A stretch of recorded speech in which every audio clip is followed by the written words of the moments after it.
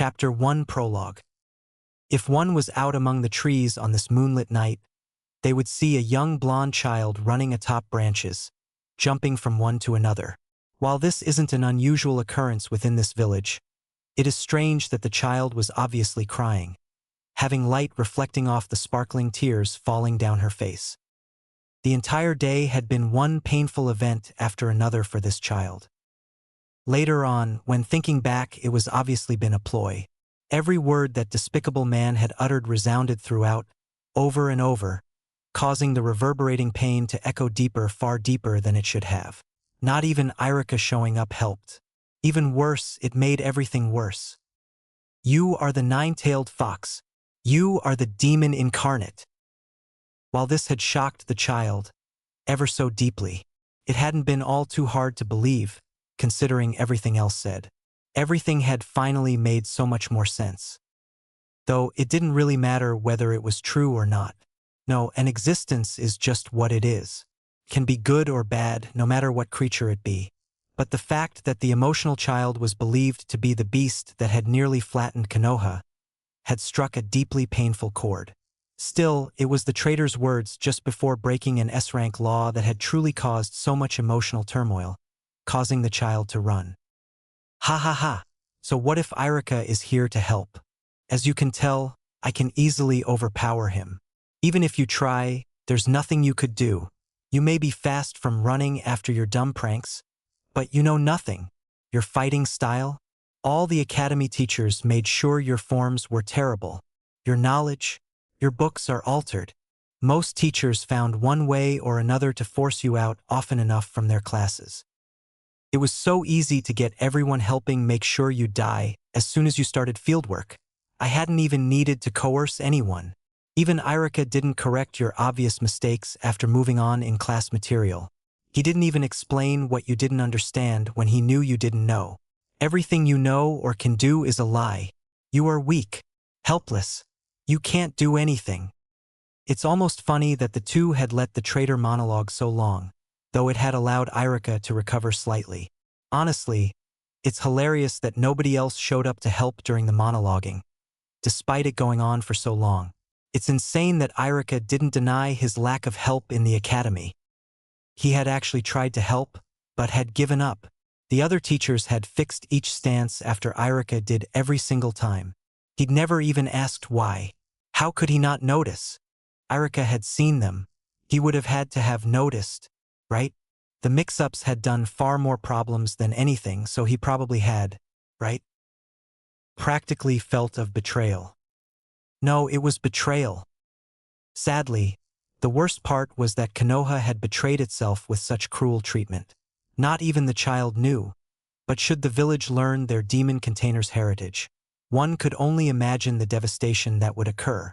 Not that those who did know spent more than a few seconds within a couple meters before disappearing, let alone helping or comforting the lonely abused child. A child of the fourth Hokage and an Uzumaki heiress. However, this was only the beginning. The Uzumaki heiress was of the purest blood, from the strongest mixtures of Uzumaki and Senju. Then there was the child's father. Unknown even to himself, he was not just a common orphan. His father and mother were not even civilian, but of noble birth. They were undercover in the land of fire outskirts. Both had gone so far as to deceive even their own son, in hopes of avoiding disaster, appearing normal, as well as hoping for him a normal childhood, though with some light training included. Anything but normal. An unknown descendant of Senju Tobarama, Minato Namikaze was one of the greatest lineage within the Senju clan. It's impossible to imagine that the pariah of Konohagakure held some of the most powerful blood lineage seen within history. A chakra so dense and potent that the most basic of jutsu are impossible to achieve without incredible chakra control. Added to this, the strongest of bijou was sealed within, enough to rival even a weakened bijou. Not only strong of lineage, blood, chakra, but an innate intelligence. It doesn't show through with such debilitated education. A deliberate endeavor of Konoha to stifle the child in any and every way they could. Sabotaged in every sense of the word from birth on. Growing up had been hard. From birth to 6 years old, the blonde had been alone. Of course there was a caretaker up until then, but it was basically abuse, not that it was even noticed as such. Even now, thinking back, little of it would be considered as such by the child. Small meals of terrible quality, sparse bathing, terrible hygienic treatment, little cleaning of a dirty apartment, unwashed clothing, slaps for ill behavior, rumors, forced separation from even the most basic interactions, and so much more, and yet it was so normal that the abused child could register it as such. Barely even knowing how to speak properly until the Hokage started visiting at 5 years old, let alone writing, and barely having any human interaction, the child could barely understand most situations. Worst of all, nobody had even tried teaching the ignored child until the academy came about. It didn't take long to realize that everyone knew how to read. Everyone. They even spoke almost perfectly. And yet the blue-eyed child couldn't. It was way too embarrassing to ask, and the Hokage never mentioned nor asked about it. Not wanting to be a burden to the Hokage, seeing as he was the only person that would even bother, it just never escaped the child's mouth. Even now, the child was barely capable of even reading half of what others could. Hiragana and katakana were at least mostly understandable, but there was much in kanji that just couldn't be deciphered yet. There was so much, far, far too much that had just now become obvious, and yet so much more was lost upon the blonde child. Everyone was against this abused child, their despised demon, condescending and sneering at the very sight of the small container. Undoubtedly malnourished, abused, and downtrodden, there was little left besides mutilation and death that Konoha had yet to inflict. True, she was never outright attacked, but they weren't gentle when kicking her out of stores. Still, thinking about it, there was Gigi the Hokage, and yet, he couldn't be trusted either. All his ninja, all the civilians, everyone about and within Konoha are under his command.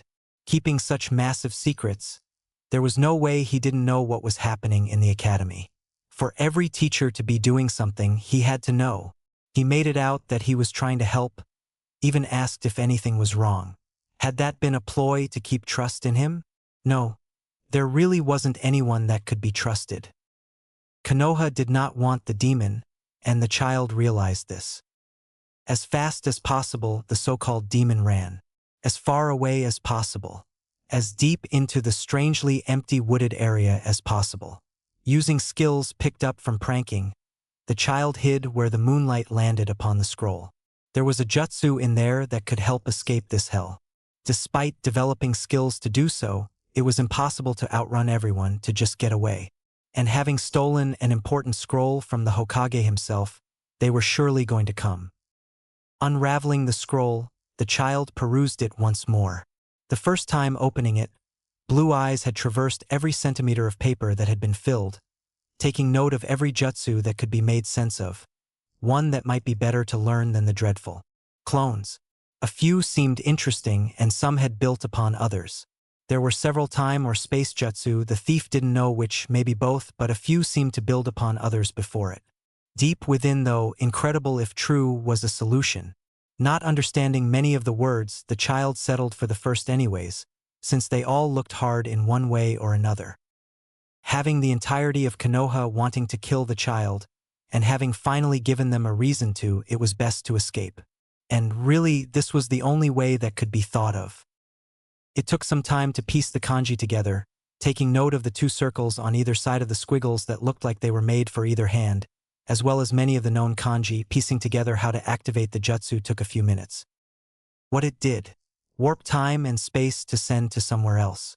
And past was a key word. How it worked: many hand seals laid underneath the squiggles. Something about numbers represented by hand seals could replace others. They had to be used before placing both hands into place.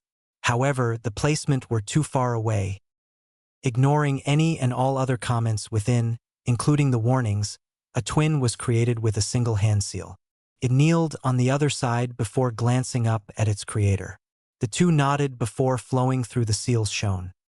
In pain, just wanting to cry and leave as fast as possible, the two went as fast as possible to activate the past escape jutsu. No matter what lay ahead, or behind as it is, would be far better than staying to be killed. Right on the last hand seal, they heard someone call out. Scared at being discovered, stopped before they could get away.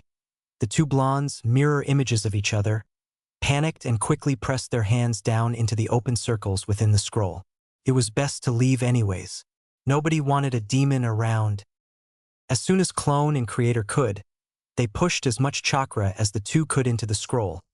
A bloody Irika hopped down into the small clearing, barely in time to see a bright light engulf his student. His heart froze as the two blue-eyed children started screaming in horrifying agony. Another odd light enshrouded the two. A swirling red swirled around each from top to bottom. The new shroud broke the man from shock, allowing him to rush forward, calling out the demon child's name, Naru. Not an instant later had the violent light and chakra disappeared into the void of darkness without a trace. All that was left was a blank scroll with two motionless children lying on each side. Even as he rushed forward, both quickly crumbled into dust. That night had few mourning. By the next day, the entire village was celebrating. The day after, Kanahagakure was left in baffled disbelief, indignant rage, or mourning in despair from the Hokage's declarations. Then fear. A fear that they had accidentally released the beast they all wanted dead. Truly, many felt regret at not being able to save the child, though more from fear of a repeat Bijou attack. Not only had Naru disappeared, chakra completely erased, but so had the beast sealed within. Without a link, knowing the location of the final beast needed, a secret group of people delayed their plot. Unable to find their last target, members eventually left or turned upon one another. By disappearing, Naru, unknowingly, saved the world. But what happened to her? Chapter 2. To anyone that could be watching, all they would see is two strangely shaped colors suddenly appearing out in the darkness. However, there was not a single soul nearby. Had there been, and had it been daylight, they would notice that these two figures were living and breathing, and possibly in need of help. Considering the circumstances, there should have been people surrounding the area. The Hokage should have long since appeared. Umbu should have contained the area. Irika should still be there. Unfortunately or fortunately, none of this has or will happen. Instead, the only out-of-place sound was two very light snoring sounds. Light shone through the treetops, showing the obvious signs of day upon two small shaded figures lying within tall grass. And a light moan came from within one of the two bundles of orange cloth. Another followed the first. Two pairs of eyes slowly opened at the sound of the second voice. Looking back at each other, both bodies reluctantly sat up, staring at what should be a reflection. Cute.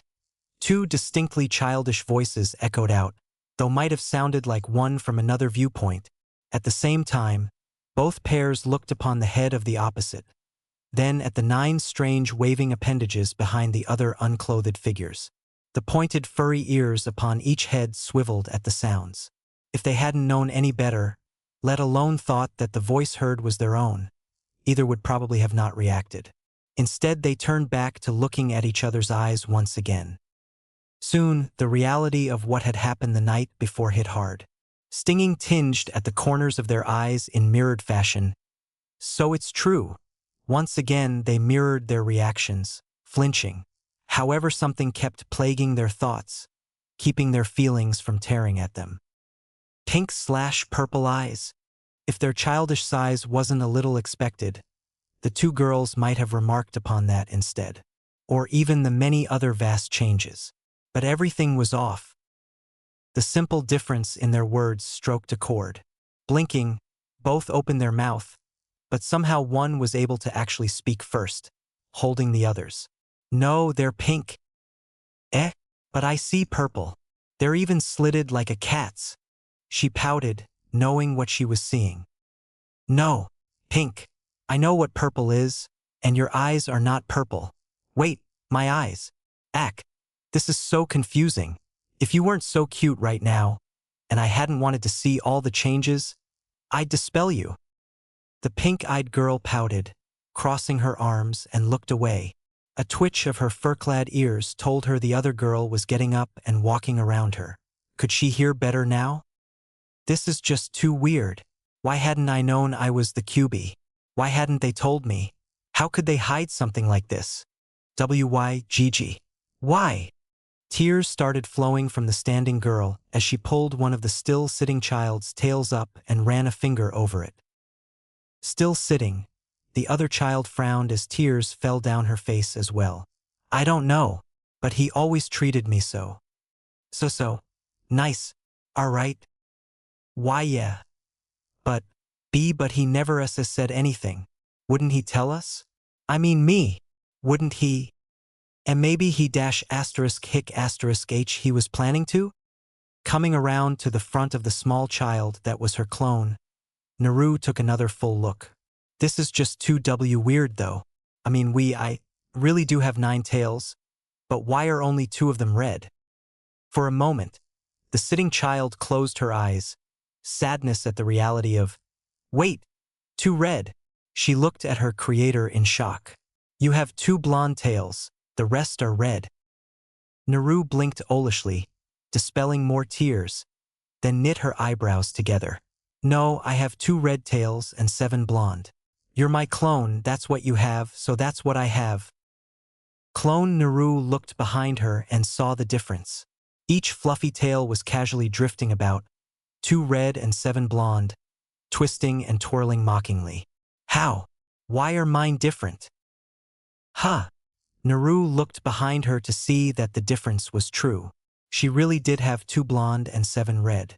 Each tail easily longer than her own legs, flowing out from the end of her spine. What the? And your hair is mostly red, with only 2 long strands on either side of your purple eyes, the clone said.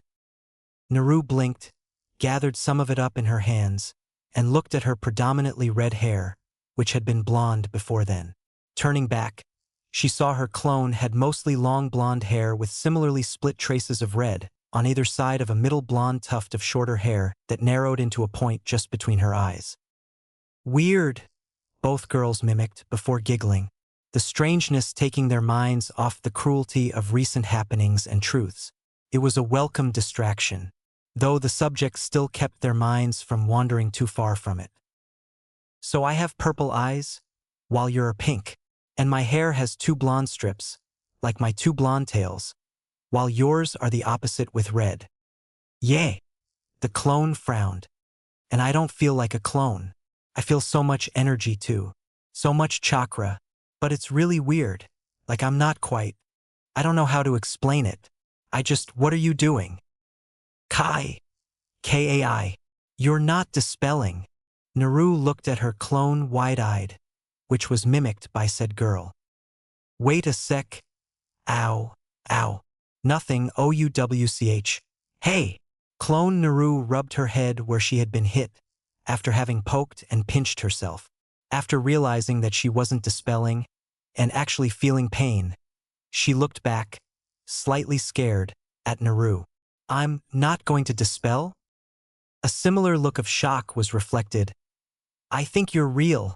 Why don't I feel like before either?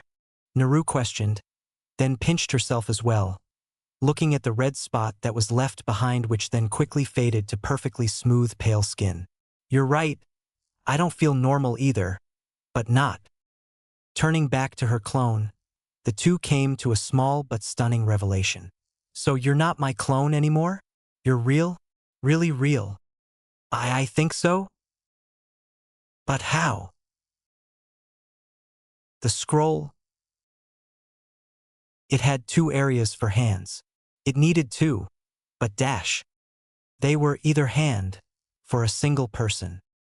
But we're 2. So it sent both to the past, turning us into kids? And it making you real? Does this make us sisters? Both girls looked even more shocked at those final words. Breaths held, fox-like ears and tails straightened and stiff. They stared at one another, hope gathering in their features. 2 young girls, no older than 6, most likely not even 5, fox ears poking from their heads, 9 new furry tails, slitted catfox eyes, 6 black fuzzy whisker-like scars, and abnormally long canine teeth. both nearly a mirror image of the other, different only in inverse-colored hair, easily siblings in appearance, neither one a clone as first believed, though both felt strangely different as well. "We can be twins," they echoed out, happily as they realized that somehow family had been created for each other. Not just family, but twin sisters, even if each was literally a copy of the other, born from an accident. A reality Naru had wished for since before they could remember. Though not in the way they had expected or the type of family imagined, they had still gained a family member. Coming to their conclusion, they hugged in joy, instinctively wrapping and interlinking their tails about the other's frame. A feeling of warmth neither had ever felt before surged between them. Family. Finally, I have family. Naru flinched at the sound in her head, almost believing it to be her own voice. Her thoughts were still with a more teenage voice, which made the sound strange. The voice she heard was more childlike. Did you say that?" The other girl had wondered why her sister, her supposed original, had moved so weirdly, then somehow heard her own voice in her head, though after a moment she realized that it wasn't her. She hadn't thought those words. She, too, had been thinking with slightly older tones. With wide eyes, even as Naru pulled back, she nodded absent-mindedly, not really knowing why. "We can hear each other's thoughts." Naru nearly squealed within her mind. "What?" Clone Naru responded. "Really?" Naru nodded, before thinking strangely, a small frown on her face as she looked around. "Was the grass this tall when we woke up?" Both tailed children looked about at the forest surrounding them. At first it had been maybe a quarter-meter tall when they woke up, just over their hips while sitting. The ticklish feeling against their bare bodies wasn't that unpleasant, but strange. Now it was clearly mid-waist. "I think so.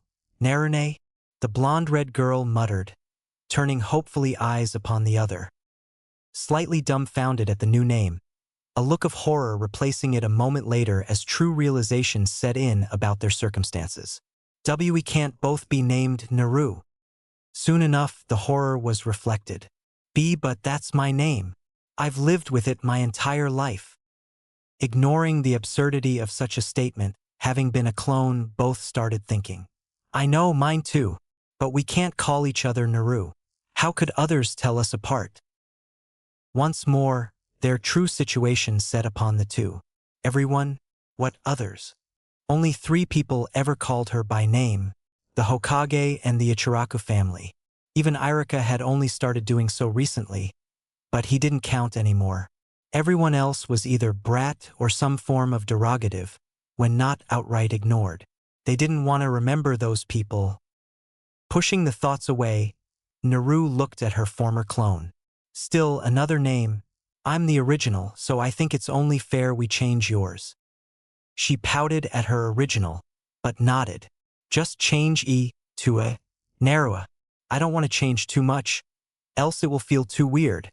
After a second, they broke down giggling and hugged again. A while later, they pulled apart, separating their tails completely this time. They looked around at the surrounding forest. It was already getting dark, but neither had any trouble seeing. The grass is really growing fast, Narune." The red-blonde looked about and saw it was true. It was already up to their chest, though they were still sitting. "Yeah. This is so weird." The 2 girls furrowed their brows for a moment, then gave up, shrugging. "I really don't want to go back to the village." Yeah, but where else would we go? I mean, this is the past, right? Wouldn't Gigi be looking for us if we just ran off? Who knows how long it will take for him to notice, though." Narua frowned, but shook her head. "Probably. We can't leave the village without passing people either. With our tails showing, they'd hunt us down, maybe even kill us." Both twins' eyes widened dramatically all of a sudden. "How do we hide our tails and ears?" They stared at each other in shock and fear. "We can't go anywhere till we figure that out." Shaking her head quickly in mutual agreement, they started back and forth on thoughts, before deciding to try their henge. Naru started building up chakra, which quickly became a visible light violet wrapping around her body. Not an instant later, she was tackled to the ground, breaking her concentration. Ao, looking back at her sister attacker, not noticing her quickened breath or expression, she growled, "What was that for?" Narua, for her part, was freaking out, spreading her arms around Broth, the other twin's attention to what she caused, to which she froze. What? Did this? Ignoring the nod, or not seeing it, she just continued staring at the meter-tall grass surrounding them. Only where they had been was it shorter, flattened from having the two children rolling around in it. Suddenly being surrounded by grass, which quite easily didn't seem like grass anymore, as tall as their full height, was quite daunting. I think your chakra isn't just stronger. The plants are growing from it, Narua said in awe. She turned back to eye her twin. Use less chakra. Much less. What you pulled out was so much more than we ever used for transforming before. Even though I've never felt someone else's chakra before, but even I felt that. What the two girls didn't know was that the forest they were in was surrounded by seals, which had been placed nearly 100 years before, to hold in massive amounts of chakra from being felt. Their luck, always being incredible, had thankfully kept them from exposing Konoha to a massive burst of unknown chakra and bringing attention to them. Naru nodded belatedly. Okay, less chakra. A lot less. Another nod. Okay. Narua placed a hand on her sister, trying to feel the energy more closely. Focusing on hiding her new features, Naru tried again, this time trying to rein in any that tried escaping her body. Even less. Listening to her sister, she focused on splitting apart the strange new energies that was held within her body.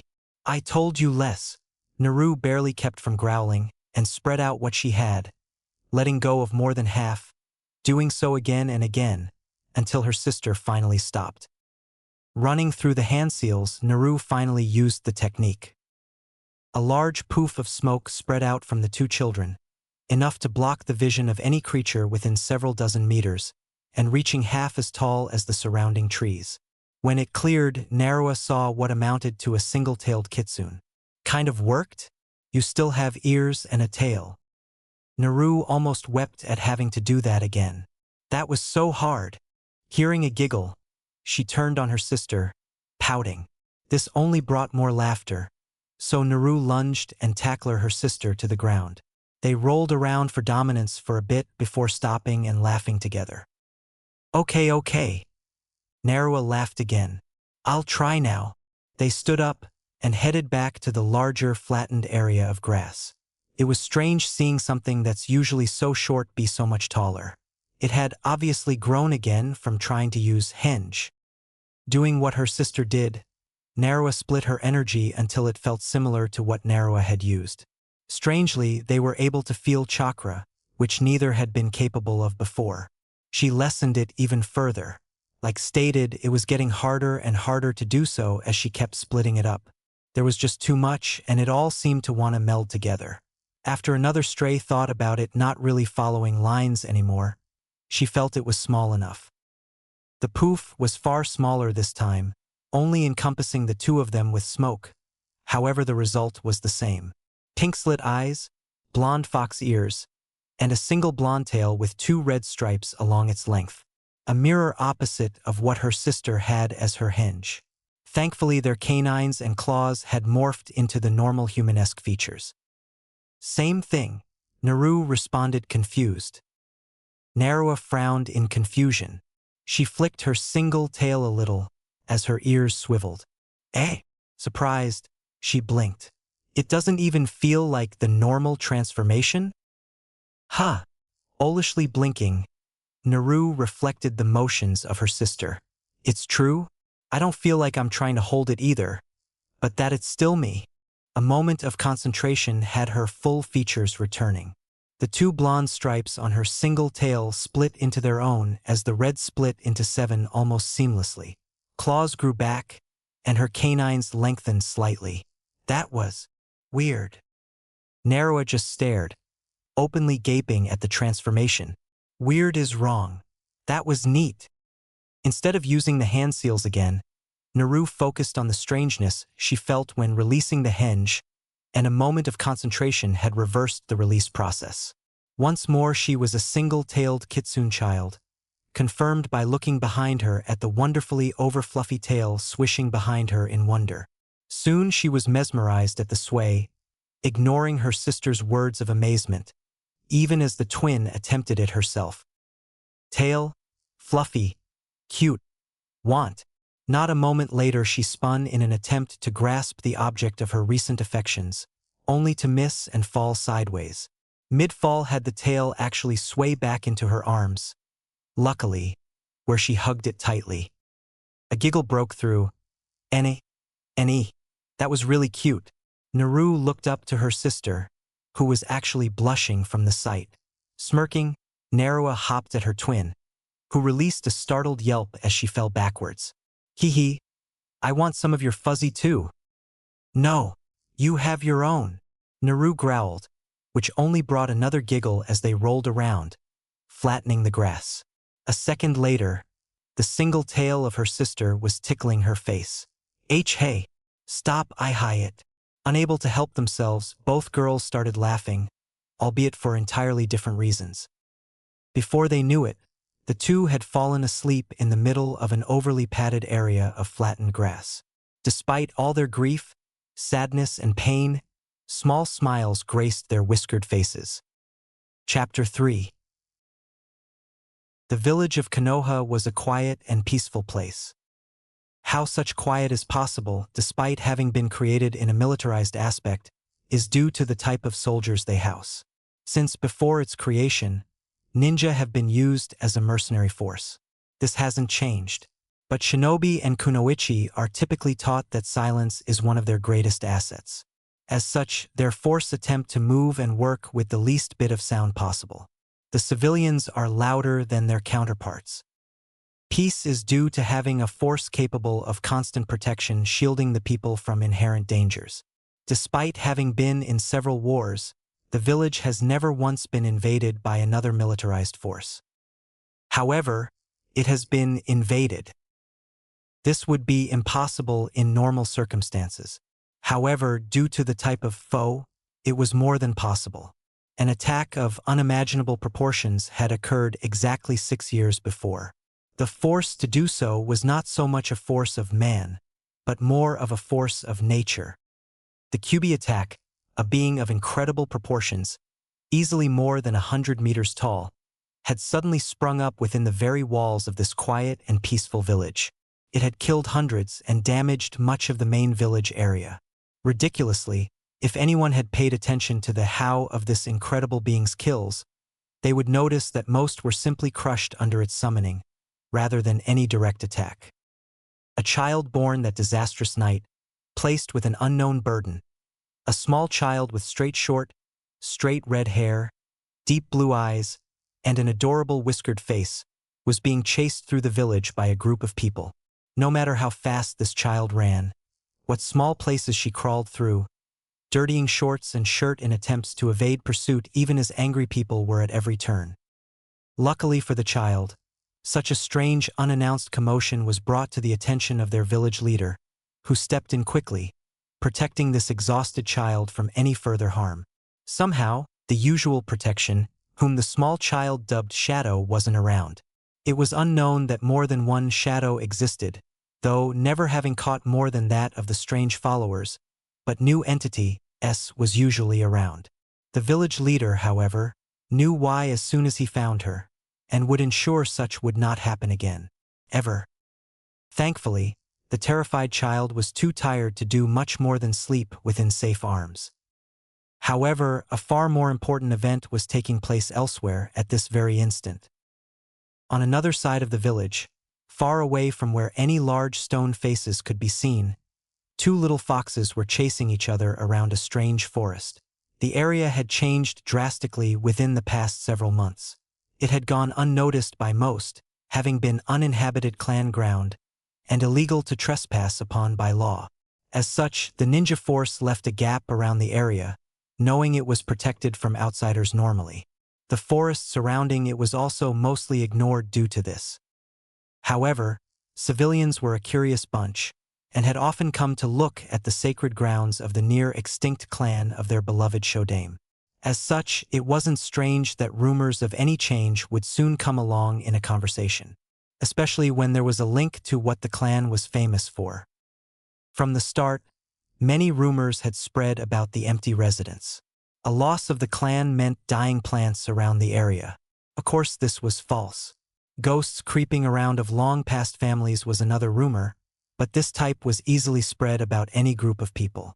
Many other forms had found its way throughout the populace, including the most recent that some Senju had recently been born, and the clan forest grounds were growing to signify such.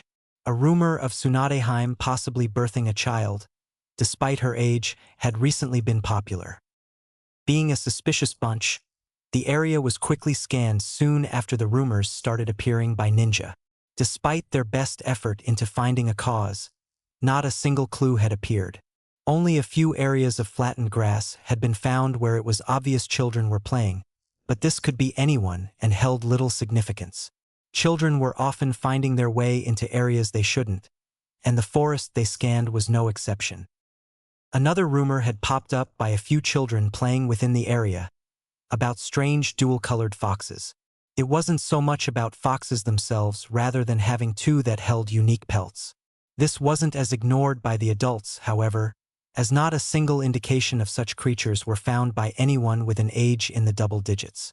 Naturally, shinobi cared little about this rumor. Only civilians responded to the fact that demons were living within their village walls, especially the sacred Senju grounds. The last rumor, however, was of a bit more significance. Within the last couple months, a shy Hyuga child had been walking through in search of the area, looking for the little foxes of rumor, caretaker hidden away. Something the shy little child will always deeply regret is having spoken about spotting two children playing with plants not too far from her, but beyond her ability to reach with such overgrown plants in the way. Her caretaker is not one to leave out details, nor hide them if not deemed dangerous to speak of. Such a find wouldn't have been of significance normally, but there were two pieces that quickly caught the attention of others. The two children both had little fox ears upon their head, and a fluffy fox tail used to steady their odd movements as they maneuvered about the area. This would normally be thought of as a bad joke, but when added to the fact that one had grown the branch of a tree longer to help jump to another, a little more thought was added, especially when word of who the rumor started from had surfaced. The strangest part was that the two disappeared a few seconds after being spotted, turning towards the Byakugan wielder, who had been preoccupied with the sudden appearance of her bodyguard reacting to her gasp of surprise. She had missed how the two had been able to hide. This last rumor was thoroughly searched by not one, but multiple factions. Even more than just the main or hidden shinobi forces, but a secret force and a few tracking clans had been tasked to search. The only people who hadn't was the clan of the heiress herself, who thought it to be a joke. Quite hard to believe when the bodyguard had searched mere seconds afterwards, only to see nothing. Unfortunately, not a single lead was to be found. The trees themselves were formed from Mokutan chakra of the Shodai, and the forest itself, grown from this energy for decades, easily hid any chakra that was decently connected to nature. Having no leads or any indication that there was such an existence, the unofficial search was called off not long after. Declaration that the rumor was false by even the clans of Konoha, however, did not deter civilians from their strange belief that the demon fox was somehow invading sacred grounds. The night of the Kyubi festival was the best choice of time to remove any demonic influences for their walls. A demon fox, no matter the nature, needed to be removed. So the sight of a dozen or so civilians congregated to one side of the forest, a fair ways away from any priority area of patrols, wasn't so surprising. Civilians in a group, by nature, are not the smartest bunch. However, on the other side of the area, closer to the other clan districts, a single little girl in a beautiful little festival yukata had somehow evaded both her father and caretaker to come find the little fox children. It was easy coming to the conclusion that the night of the fox would bring her the best luck to find one. Or two. Grr. I'll get you this time. A little girl jumped from a slim branch to another one that would be too far if it wasn't a few meters lower. Nyahaha, the other child stuck her tongue out when looking back. As she did so, the limb under her extended a little, changing what branch would be the safest and easiest to hope towards next. Obviously, this threw off her pursuer as she did so. Ack, you're so unfair. The blonde-red kitsune child scrambled backwards, hopping up higher, not having another tree ahead that would put her in a direction to chase now. Eehee, sorry, but I can't help it. Now hurry, or you'll never catch me. Naruto growled again, but didn't comment. Once more, she took off at speeds she could barely keep up with, using claws in attempt to quicken her pace further, as well as barely keeping her from falling off. Ahead, Naruto just kept up a small smile. Despite the little taunt, her pace had slowed a bit. Both girls had grown some in the past year or so. They didn't actually know how much time had passed, but it was at least a year and maybe even 2. Several interesting facts had been brought to attention. Many were incredible, others subtle, and a few inane. Their instantaneous shrinkage had torn their muscle memory to pieces. Every little thing had been thrown off, either slightly or significantly. The first few times trying to grab her tail, the little appendage that tends to grab her entire attention when swaying gently, quickly ended up with failure of varied, sometimes humiliating, results. Climbing trees, digging holes, and other such basic motions were so much harder than should have been. Of course, that was one of the more silly bits. Something that had sparked their interest nearly instantaneously was the fact they couldn't be harmed. Well, let's rephrase that. Their injuries heal exceptionally fast, and any blood lost literally disappears into thin air as mist the color of their chakra a few seconds after leaving their bodies. This was found out after accidentally learning how sharp their claws really were. Another fact, one of more direct interest, was their lacking need of nourishment. Food and water, they found, were unimportant within their lives. While they were capable of ingesting such and would later need to relieve themselves as a result was completely unnecessary. Despite this, their bodies grew just fine. Better than remembered, actually. Best of all, the two had discovered their chakra were both unimaginably large and quite unique in and of themselves. Naruto wasn't just capable of growing plants, but directing them as well. Something she put to use, pressing more than a small amount into another limb, which allowed it to grow twice its normal size and length as she landed upon it, then hopped away in a direction distinctly opposite of her previous destination. Despite having family now, even if she was an accidental creation of a sister, had been far more incredible than Naruto would ever have believed. The girl wasn't just a simple person she knew. She wasn't just friendly, nice, or a bit caring. She didn't give off any of those strange auras other people did. She didn't smile with those strange faces which ended up somehow hurting her. The only person relatable would have been Hiraishin, but the serving girl wasn't truly comparable. Sure, she had those traits, but Naruto also had outbursts in various other ways. While Hiraishin also griped and tried to make sure Naruto was properly taking care of herself, it wasn't quite like family. Naruto would get angry, fight, cry, hug, and even prank, like when Naruto would wake up purring, not realizing that she was literally put back to sleep, over and over, losing half the day to simple ministrations upon her head and tail, just so Naruto could secretly practice hairstyling. Of course, Naruto had done similar. This almost sounded like she was describing herself, though considering Naruto was her twin, in practically every sense of the word, it wasn't that hard to believe that she was. There were quite a few differences as time passed. These were practically non-existent compared to the physical differences, though. Once more, Naruto pressed energy into the branch she landed upon. However, it didn't act as expected. Kya! Instead, when she landed, expecting the normal, easy-to-grip surface under her bare feet, all that happened was her feet sliding forward. All of a sudden, she was headed for the ground instead of another branch. Landing in the tall grass below, having been lengthened with most of the forest to the average half-meter height, Naruto felt no pain within the cushioned landing against her back. A moment later had another presence landing over her, legs spread to either side to ensure no escape. Looking up, Naruto saw the pink outline surrounding the limb she slipped on. The crystal was thin, nearly invisible in the darkening skies, but obviously signified Naruto had been close enough to touch it just as she did. It was a good plan, considering their chase game didn't end until the prey was caught, rather than touched. Hee hee, caught you, Nachan, the blonde-red sister said, proudly, as her fingers descended. Kaya ha ha, I give. Naturally, she couldn't hold back laughing, but the fingers didn't stop for a few seconds, despite her words. Hey, ha ha ha kaya ha, ha stop ha ha. Just like Naru had power over plants, it seemed Naruto had a similar ability over Earth. Naru could grow plants from nothing, though she knew there was little bits of life everywhere that grew to her wishes, despite looking as if nothing was there. Her energy generated the life in plants, growing from the basic form of whatever she applied chakra to, and directed the formation of. Naruto, however, needed only water. She could practically create the crystal from nothing, but it was more like she drew the structure from the surrounding air, and it replicated with her energy, just as Naru did with Earth. They both needed a basis to start with, and their energy would replicate the rest. Practically everything in nature seemed to be formed of similar basis of either earth, water, and air. This meant the two could bring out their element practically anywhere.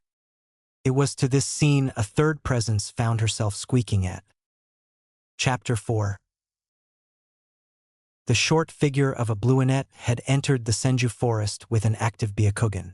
She was actually rather thankful her clan had taken her words as a joke. Even Ko, who had been there, looked where Hinata directed to see nothing, had said so. His word was greater than a child's, despite her position.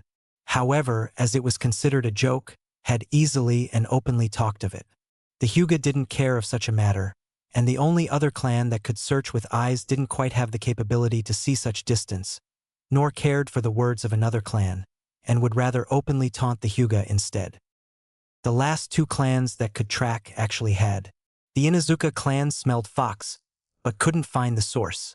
Several holes were found, indication of foxes, but not once had there been a sighting. Aburame, however, recalled any that tried. Their Kikeichu said the forest was even full of more chakra now than they remembered in decades. Their collective hive mind allowing vast recall of information long past, despite their short lifespans. Even if not malevolent in nature, more attuned to the forest than anything, was just too much for any bugs that actually did get close to the source. The little trackers may not have died upon contact with either possible target, but they did refuse to leave once finding their target, rendering any possible conclusive information from returning to their hosts. The Aburame, considering the location, merely stated that nature's influence was just too overpowering within the area, and getting stronger. As such, the only viable information to go on, confirmed by a few Inuzuka, was that there was an actual possibility of foxes, not that ninja actually cared. Pushing through the tall grass, something that seemed to be spreading, the Hyuga child searched. Close and far, high and low, Hinata attempted to find the two children from before. Luck had been with her that night, as she had prayed the festival day would, giving her a sighting nearby of the two jumping around. What she had seen more incredible than she saw the first time. Fast as she could, the two were faster, but their roundabout directions allowed her to catch up. Soon enough the two had ended their chase, and she pressed herself even further, slipping through enlarged bushes, climbing over a few felled trees, and finally coming upon the two laughing. Within range, she finally released her eyes, the drain too much for continuous usage. Watching the smirking girl on top tickling the one underneath, begging to be released, had a smile finding her face. She wished she could play like that with her Oniai-san, but he was always pushing her away, angry at life. Her little sister was still young, and Hinata didn't want to harm her either with such a game. It was still weird to see two girls playing alone in a forest near dusk. Even more when the two had fox ears and a tail of opposing red and blonde colors. Something was strange though. Their clothing looked different. She couldn't put her finger on it, but the material, maybe, was different. Due to the tall grass, it was hard to make out the laughing one underneath the other, but the one on top had a pink kimono blouse that ended just over her tail, leaving most of her legs bare, with a red sash tied in a butterfly knot behind her back. The other twin, as the two obviously were, had a light violet kimono with a bright yellow-blonde obi, tied similarly. She wondered how they were made, but it seemed fitting, with their shortness designed to both allow their tails full roam while hiding their bottom and special place even bent over as the blonde twin was, especially with their tails. The calm, light, playful atmosphere of the two having fun gave her the courage to hello. Two slitted pairs of eyes of pale violet and pale pink, both somehow reminding Hinata of crystals, had snapped to her. The joyful atmosphere and soft natural environment had all stilled.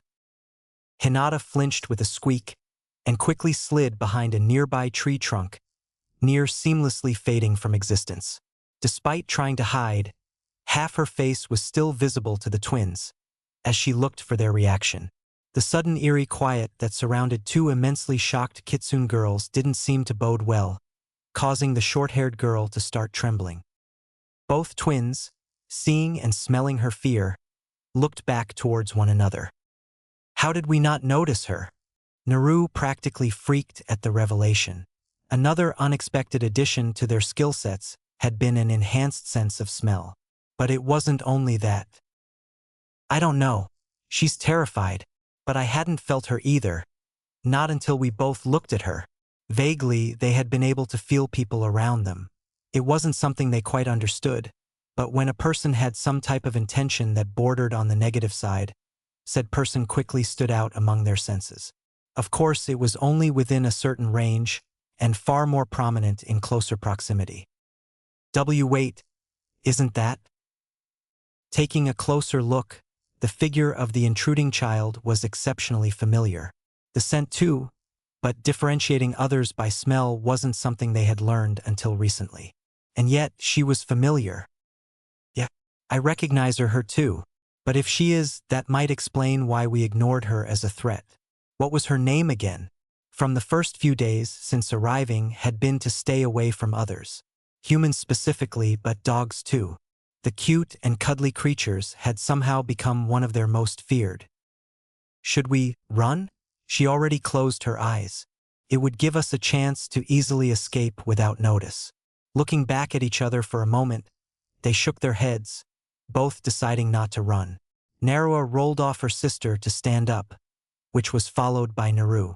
This was the first contact with another in over a year, and the only feeling towards them at all was fear, which only happened after trying to get their attention. Hinata, for her part, was now completely hidden from the two. As soon as they looked at her with those narrowed cat-like eyes, she had broken down in fear. Despite the obvious differences, it reminded her of the clan, always studying her, picking apart everything she did. They were different, but still similar at that moment. At hearing the sound of the two girls moving towards her, she tried to shrink in on herself and into the tree. Hello! At hearing the little eep from the short-haired girl, the twins looked at each other in worry. We aren't going to hurt you, Tebane despite herself. Naru blinked at the quirk, before shrugging. Both she and Narua did it habitually, but very rarely around one another. For it to pop up so quickly, it reminded her of before the incident. Yeah, you're not in any danger. You don't even feel like you'd hurt a fly, let alone us. Narua continued on, more confused than before at the still shivering, familiar stranger. Why would we hurt someone like that? We'd rather run. And usually do. Hearing that was a bit comforting, though hearing the same voice from two different directions was a little confusing. Tentatively opening her eyes, she came to the sight of cuteness. Unlike before, the image of affection was the most apparent upon the twin faces. With whisker-like markings, beautiful cat eyes that's more cute than fearsome. Hinata couldn't help but stare, but seeing the twitching ears moving around, the child couldn't help but toss the rest of her restraint down the metaphorical drain. Kya! All of a sudden Narua's sight was surrounded by grass, pointed up at treetops with a strange comforting sensation flowing along her head, and a giggling over to the side. In the few seconds this took to register, she had already stopped caring about why that was, let alone thinking about it. The spreading pleasant sensations were far more important. Naru was attempting, and failing spectacularly, at holding her laughter. Almost as soon as she opened her eyes, the strange girl tackled her sister in a hug, only to start petting her sister. And if she was reading the situation right, both were in a state of euphoria. Not her exact words, but she knew what was happening, both visibly and through the mental link. It took a few moments for Hinata to realize what she was doing, mostly because she realized the second ball of cute fluff was laughing quite loudly. However, the sight of a second caused a repeat reaction. Naru quickly found herself in a similar state as her sister, on her back with small hands ministrating pleas that went coursing throughout her body. Between the three, Hinata was probably getting the most though. Hearing the two fox-eared girls purring as she pet them, cuddling up between the two, had brought pleasure she hadn't felt since her mother passed. And even then, this was completely different kind. To her utter disappointment, however, both twins sat up, stilled with wide eyes. Hinata looked between the two, not understanding the sudden change. Even their tail fur had puffed out dramatically, which she knew was a sign of fright or anger on cats. The twins looked at each other, fear evident for some odd reason, and she knew it wasn't her from their reactions, thankfully. What's wrong? Is something wrong? With her stutters at an all-time minimum, she had managed to squeak out a question. Shivering simultaneously, the inversely colored kitsune looked at Hinata, slightly suspicious. Did she bring them? I don't think so, Nechan.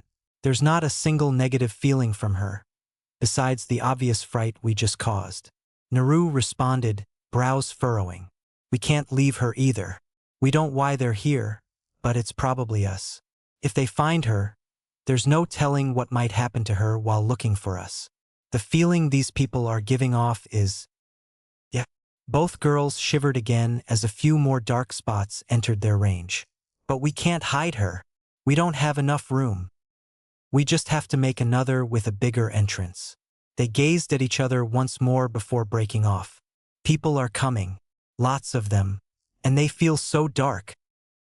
Hinata frowned, confused, and still wanting to pet the twins more, but nodded. Using a hand seal, she activated her Byakugan and looked around. There really were a bunch of people out in the woods, and many were actually headed their way. She stopped flooding chakra into her eyes. Why aren't they here? It was incomprehensible why dark people would be coming. What did that even mean? They glanced at each other again. Us. Hinata, knowing about the QB, kind of understood. But what it had to do with the twins, she didn't know. But looking like they were part fox at least made a little sense. We need to hide. And fast. We don't want them to find you either. Naru finished. Okay. Hinata was even more confused, but followed along as the twins headed towards a thick area of nearby trees and bushes. Kneeling down, she followed the leading twin underneath a thick bush, a hole in the branches that was barely obvious before kneeling down. How had they seen it? In the middle of the thicket, Naru closed her eyes. Hinata was wondering what she was doing, but her answer came a moment later when branches and roots started flowing about in front of the red-haired girl. Dirt just seemed to slide around, roots creeping about, pushing the dirt to the side, before opening up in the middle. A hole slowly grew in the middle of the roots, large enough for the children to crawl into. However, the sound of roots shifting kept up for another minute or so before stopping. Hinata's wide-eyed stare was ignored as the blonde twin crawled around the two and into the hole. Naru ushered the stunned Bluinette into the hole, before following after her. It flowed downward for quite a bit, but at an easy slope. Once more, she stilled as the leading twin pressed her hands to the ground before what she could barely make out to be the tunnel's end, which opened up into what seemed to be a cavern, encased within roots. Narua focused her chakra over the upper root system, encasing, freezing, and extending it. The roots turned color, colder, and started smoothing over as pink-filled ice encased them. Somehow, it seemed that the area grew slightly brighter, as if the ice itself was glowing. The area lightened a shade similar to the ice. He three crawled inside the area, which was about as big as a large family room. Naru, following Hinata inside, now had enough visibility to see with the cold crystal amplifying it to finish. Pressing her hands to the root floor, she willed a bed of flowers into existence from the roots. The colors were random, but the darkness made it difficult to pinpoint specific colors. As it is, Hinata could barely tell why the hard ground had turned soft, much less see what happened, but the sense gave it away. Flowers. Hi. I grew flowers to make the ground soft to sleep on. And I made the roof to help reflect more light, letting us see, as well as keeping us cool. You, I can't see. Hinata looked up at the soft pink glow above, but could barely make out shapes. Huh? We can see fine. Oh yeah. Narua glanced at her twin. We can see better than before, can't we? Aha. She nodded. It's probably that. Hey, you can sleep here tonight with us. Nobody will find us this deep. Beside, it's kind of nice to have someone else nearby that doesn't mean any harm. Is this normally how you live? Hinata couldn't hide her surprise. More by the harm than the rest, though all of it just as surprising as the rest. For a while now, yeah, it's comfortable, nobody bothers us, and we can hide from anyone, except the girl in front of them. Somehow she had snuck up. Even now, they can only barely feel her, but that was mostly because of the slight fear she was letting out. That, and they really didn't understand what most of those feelings were, or why it was only the bad parts they could feel. It didn't help that it was so vague. But we're fine. We don't need anything, and we're safer this way. Naru cut her off, not wanting to be pitted or anything like. People don't react well to us, so we avoid them. Narua finished off kind of emotionlessly. From the start, they were practically ignored all of Naru's life. Only getting attention, albeit negative attention, when playing pranks. She had more attention from Naru, or vice versa, in the past months than her entire life before the change. Being the same person while being a different person was quite confusing. Hinata didn't know how to respond to that. It was so sad, having nobody but themselves, hiding from the world. No home, no parents. They didn't have parents, right? The Bluinette couldn't imagine living like that. How would she get food? She couldn't make a home like they could. The answer was simple. She couldn't. We should go to sleep. The hole isn't going to be found by the people out there. And it isn't safe to leave either. Hinata looked back and forth from the disorienting twins. Hearing the same voice come from either side of her, echoing off crystal within the darkness, was quite dizzying. Nodding her assent, she laid down on the unbelievably soft bed below her. Before she knew it, 2 soft fuzzies were curled up around her, removing any more worries. Slightly, only just, the twins could hear the voices just outside the hole. Despite telling their new friend to sleep, they couldn't. Felt chakra? Nothing. Something over the dash? An idiot. Around somewhere. Not. Nearby. Somehow, people had come close to the entrance. They didn't know how or why anyone knew of them, but people were searching for them. Only children had seen them so far because they never had these feelings about them. But the people above were close. Thankfully, no adult could get into their hole easily, let alone find it. Or so they hoped. It was going to be a long night. Chapter 5. Outside, in the festival, there was a hidden panic. Not only had the Hyuga heiress disappeared several hours before, but they had yet to find her. It was long past midnight, and every Hyuga was out searching the village without result. In fact, by the time it was dawn, a council meeting had been called, only for it to be cancelled a few minutes later when the heiress had miraculously reappeared. Apparently she had gone exploring a forest when a bunch of scary-looking people entered it as well, and spent the entire night hiding from them.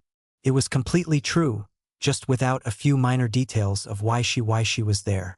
A simple fox hunt by the civilians nearly put the entire village on high alert. Despite the trouble she caused, there wasn't any severe consequences Hinata had to endure, maybe even a little praise at being able to escape notice overnight. Though there were some consequences, such as a closer guard and a bit harsher treatment from the elders. They may have punished her from running away from civilians, but there was no assurances that the forest invaders were merely civilians. However, the shame felt within the village as her story circulated was unheard of. A ridiculous goose chase, which had obviously ended without a single result, again, had scared a child into hiding all night long, alone, in the woods. Even the Hokage felt old at that point. They may have been empty, but they were clan grounds. Usually the clan itself takes care of intruders and the like. But the compound itself was sealed, and the forest relatively safe to allow trespass, usually by academy students, which nobody truly minded. They were just lucky nothing happened. Somewhere in said woods, two girls were looking out upon the village from within. We never heard her name. Blonde hair turned to the side. Yeah, think she'll come back. Her excitement easily displayed by perky ears. I hope so. Her hands felt really nice. A red tail started swaying from side to side. A giggle responded to the strange statement. The two fled back towards their safety zone, ignoring the large walled complex nearby. It had some strange invisible wall over the walls they couldn't bypass, nor could they tunnel under. Obviously abandoned, they had tried and failed to enter. There wasn't even a lock upon the gate, yet it wouldn't budge. As such, it quickly dissipated from thought as the sight dissipated from view behind them. Come on, I'll race ya to the falls. Slitted Violet thinned as her sister took off into the trees. Oh, no you don't.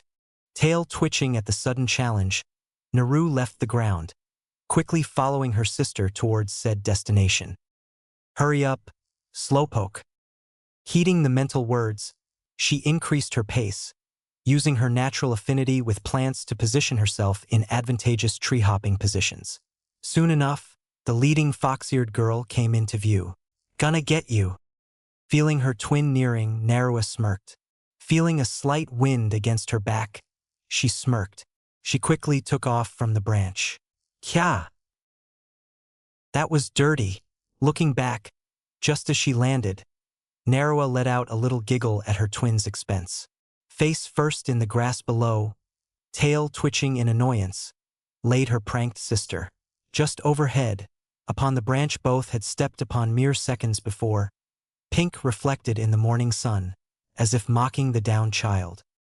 Having successfully pulled one over on her sister, Naruto continued onwards towards their destination, ignoring the indignant complaints and promises of payback flowing through their mental link. She had no doubt there would be. It was still worth it. Hey, are you seeing this? Black slits narrowed as wide pink eyes attempted to expand into saucers. I think so. Surprised and awed by the sight, a twin blonde-striped red fox just stared at the strange, intruding figure, jaw practically on the ground. Is that really possible? Damn it! Where are they? A feminine voice grunted out from high above. The sound shocked the two fox shapes below, making them crawl deeper into the grass and further from view, their motions near soundless even to themselves.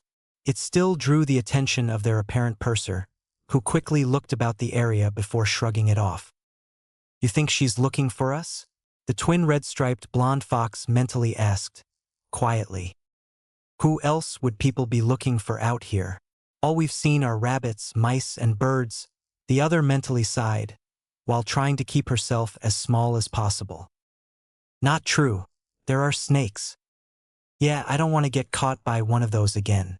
Both refused to shiver at that thought, not with the kunoichi above sniffing around, listening intently. Gar. They're around here somewhere. It should be easy. Damn overgrown grass. She crouched down in preparation to jump, which looked awkward with the diagonal angle she was at, standing on the side of the large tree with a hand holding her slightly upright, instead of completely sideways. A few leaps had her on the other side of the large clearing, before she started sniffing again. Another figure appeared nearby, which caused the twins to shiver. Despite not feeling anything except frustration from the woman, they hadn't cared to show themselves to either. The scent of both were running havoc with their instincts. While neither felt like a threat on the emotional level, their physical senses were saying otherwise. Calm down, Tsum, they're here. But if you let your emotions take over, it will just be that much harder to find them. The second voice shocked the twins into pure disbelief. Asterisk sigh asterisk I know. But their damn scent is everywhere. They even smell so similar that I can barely tell that it's two instead of one. Confusing is tame in this instance. This caused a sigh from the four-legged speaker. They really are looking for us. I don't get it. How do they even know we're here? We've only shown ourselves to kids. Don't parents usually ignore what they say? Every time we ever played with another kid, no matter what they said to their parents, it was always ignored, and were told to stay away from us. Naru refused to believe the innocent kids would be able to pull a Konoha Kunoichi's attention, but that was not the only possibility. You don't think it could be that blue-haired girl? But she said she would never tell, and it didn't feel like she was lying. Let's move, hopefully they're far enough now. With the pursuers hopping to another set of branches a tiny bit further, the twins felt they had enough distance to move slowly about and started heading towards the closest entrance to a pre-built den. Having a little bit of distance from the two voices, the twins slowly back away. Even if they could barely see far enough through the grass to find the two sources of concern, their keen eyesight was still capable of keeping track, and hearing maintaining a second assurance of location. Maybe it was the kids. We should probably ignore any for the time being. Yeah, but I really don't wanna. Neither do I, but... Turning around, they started moving quicker towards their closest escape tunnel. Grr, it's like they've been playing all over the area for days. Without sleep, the spiky brown-haired woman turned to her partner. Kuramaru, you found tracks earlier, right? Hi. But with the overabundance of plant life, I was unable to follow any trail. Let's return. Their scent is all over the forest, and if they really are spending so much time in certain areas, it's unlikely we'll find their den. With most of their scent obviously focused away from their home, I doubt we'll find a lead. The large wolf-like dog supplied. But the woman tried, only to be cut off. Haven't you noticed? The wolfish dog nearly growled out. Surprised, the woman sniffed again, looking for anything off. Took a moment, but her eyes went wide. There's no scent of blood, nothing more than the tiniest of injuries that normally permeate a forest. Kuramaru nodded. They're not hunting. Either they are intelligent and capable of completely removing any traces, or someone is caring for them. Sum pondered this for a bit, perplexed, before shrugging. Guess we really don't have any leads. If there was a blood trail, it would have easily led to a den. But like this, if someone is caring for them, then maybe we don't have to worry. Either way, let's go back, Kuramaru. The wolf dog nodded, before jumping away, followed by Tsum. What he didn't say was that the fox scent was odd. They were mixed with human.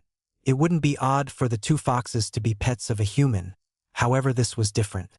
They weren't just mixed with human scent, but the scent itself was mixed. It's nearly impossible to recognize, but there were another pair of scents, human-like, that had fox mixed in. They were a perfect counter for the fox scents, and yet so similar. He didn't know what to make of it, but it seemed the foxes really were being cared for by two humans, too, because, like the foxes, they seemed to be twins. The coincidence was uncanny. I feel them moving away. Slitted Violet turned towards the other pair of slightly glowing eyes. Yeah, but why? They've been out there all morning. What changed? She shrugged, just happy that they were able to finally escape. Despite their dislike of the overgrown grass, it made moving about unseen quite easy. Even with their distinctly colorful coats, it was hard to find them if the grass was several times their own height. Let's just rest for the day. Naru simply curled up on the flower bed in their den. Just like the others, it was a dome-like cavern, at least 10 meters in diameter with most of it over 2 or 3 meters in height, allowing their full human-sized bodies easy maneuvering, built at least 15 meters deep with a fox-sized entrance. Neither knew why, but silently felt that deeper homes were better. The roots encasing the roof were covered with a thick layer of ice, both keeping a comfortably cool temperature and dim glow lighting. Narrow as ice was far from normal, and both knew it. Neither knew why, but the pinkish chakra that was used to form the glowing crystal had always somehow managed to ingrain itself within any ice formed. Strangely, this produced several phenomenon that the twins could only barely understand. With it being her ice, Narua instinctively knew that there was more chakra within her creations than needed to merely create the ice. With that known, they had concluded that being the reason her ice was the color of her chakra, which allowed it to glow. On top of that, it somehow prolonged the time it took for any ice to melt. So far, only the first den they had created this way had melting ice, and it was only halfway gone. The second would have as well, but Narua pushed a little bit of chakra into the ice, which proved that her chakra was indeed keeping it cold. Multiple entrances lined each den, all of varying sizes, allowing the two several areas of escape and rest. They had even interlinked many of these areas. It was easy with Naru's natural aptitude with plants, allowing her to feel where the dens were. So, she was literally standing on the side of the tree. Naru mentally giggled. Too excited by what you saw to rest too. Huh? Yeah, I can't wait to try it. Don't you want to know too? Obvious excitement lit her mental voice. Shifting into her human form, Naru allowed the soft flower bed to caress her skin. While fur was nice, skin allowed more pleasant sensations in certain situations. Yeah, I do. We'll figure it out, hee. The shift was quickly followed by her sister. Just not today, I guess. Sigh. Their new forms also allowed them a more sensual comfort when sleeping together, which was why they quickly curled up together. Yeah, not with the possibility of the dogs coming back. They both shivered at the thought. Neither really understood it, but were quite fearful of the dogs. It was an ingrained instinct they felt. Even if they are supposed to be the demon fox, Kyubi no Kitsune, there was a natural fear towards the animal. They figured it was due to being foxes themselves, children at that, despite their supposed existence as a powerful being. Knowing they were more powerful apparently had little influence on instinct, though they found that instinct was telling them to stay away from others, not just dogs. Still, they now had a new trick to try. Chapter 6. Splash. Kaya! Hey!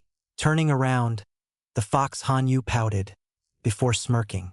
Twisting quickly, she brought her tail up and flicked the end towards her inversely colored twin. Violet eyes widened before ducking underwater, narrowly avoiding the spray. Aha! Narua frowned for a moment, before leaning down. Just as red hair poked above the surface, she lunged. The resulting splash covered the yelp of her sister. Rolling around underwater, they struggled for a few seconds before separating to break surface. "Girl, I'll get you for that." Eyes narrowed, she looked around. Dense forest surrounded the duo, who were playing within a wide stream. A decent-sized waterfall several meters away gave indication as to why the stream was a little deeper than should be. A small outcropping of rock on either side of the falls made for a decent platform to jump from. "Hey!" Despite their recent antics, Narua's voice held little playfulness. This caught her twin by surprise. "You think we could head into the village? I miss ramen." "Ah, yeah, I do too. But you know we can't go out looking like this. We still haven't found a way to hide them." Naru grumbled, pouting at their failures. Their changes had many interesting facts about their bodies they had discovered. First was that they didn't need to eat anymore. Second was that sleep came easily, but they could go without for as long as they didn't want to. Many nights were spent playing, but generally they slept. While these facts were a pleasant discovery, there were also some unpleasant. Their jutsu, the few they knew, almost didn't work anymore. Kawarimi and Bunshin had become unavailable to them. Henge was harder, but they eventually got it down. For some strange reason they figured out that they had to use less chakra. But it was something that took days to figure out. Kagabunshin was the only jutsu they had no issue with, strangely. Still, even if they wanted to use henge, there was the issue of their fox parts. No matter what they tried, the foxy features just wouldn't change. Transforming their age and gender went without issue, but changing to another's appearance and removing body parts were all but impossible. Everything was always deformed or unchanged. However, they quickly found that they could alter their appearance at will when it came to anything that has to do with their fox side. All 9 tails could be merged into a single, far fluffier, tail that was only a third shorter than their height in length. Aside from that, they could shift to the form of a small fox if they wanted to. The only reason they still used hand seals when shifting from human to fox was to include their clothes within the transformation. Somehow, thankfully, they didn't need to concentrate when it came to transforming when it came to these forms. Only everything else. You can just make clothes to hide them then? Narua pointed out, perking up after a few minutes of thought. Her twin blinked owlishly before brightening up drastically. Yeah, that makes it easy. She all but scrambled out of the river, followed by the blonde kitsune. They mimicked each other's movements, trembling and shaking off the excess water, similar to other animals, removing the dampness from their fur. It didn't dissipate all, but got them mostly clean. Okay, we need to cover our ears and tail, right? Narua sat cross-legged among the shorter grass along the river's edge. Thankfully, it hadn't overgrown too much, mostly thanks to the water itself removing any that might have lengthened so much. Yay! Small arms crossed as the nature-attuned child thought, a small pout forming. Can't stand out. I still want to hide, so it can't be obvious. But we're going to stand out anyways with our eyes and whiskers. People always knew who we were with our whiskers showing. They'll know. The twins' eyes widened at that realization. They'll know who we are immediately. Gigi's probably been searching for us too, so we'll have to hide that. Yeah, but how? Both saddened at this, but Naru's glance at her sister picked up something interesting. Their hair was far thinner than before, soft and full, just like their foxtails and ears. But another change came with it. The long strands were mostly straight, but the few that were below shoulder length were curling. Hair. Ha! Narua looked up, then tilted her head. Hair. Her brows furrowed.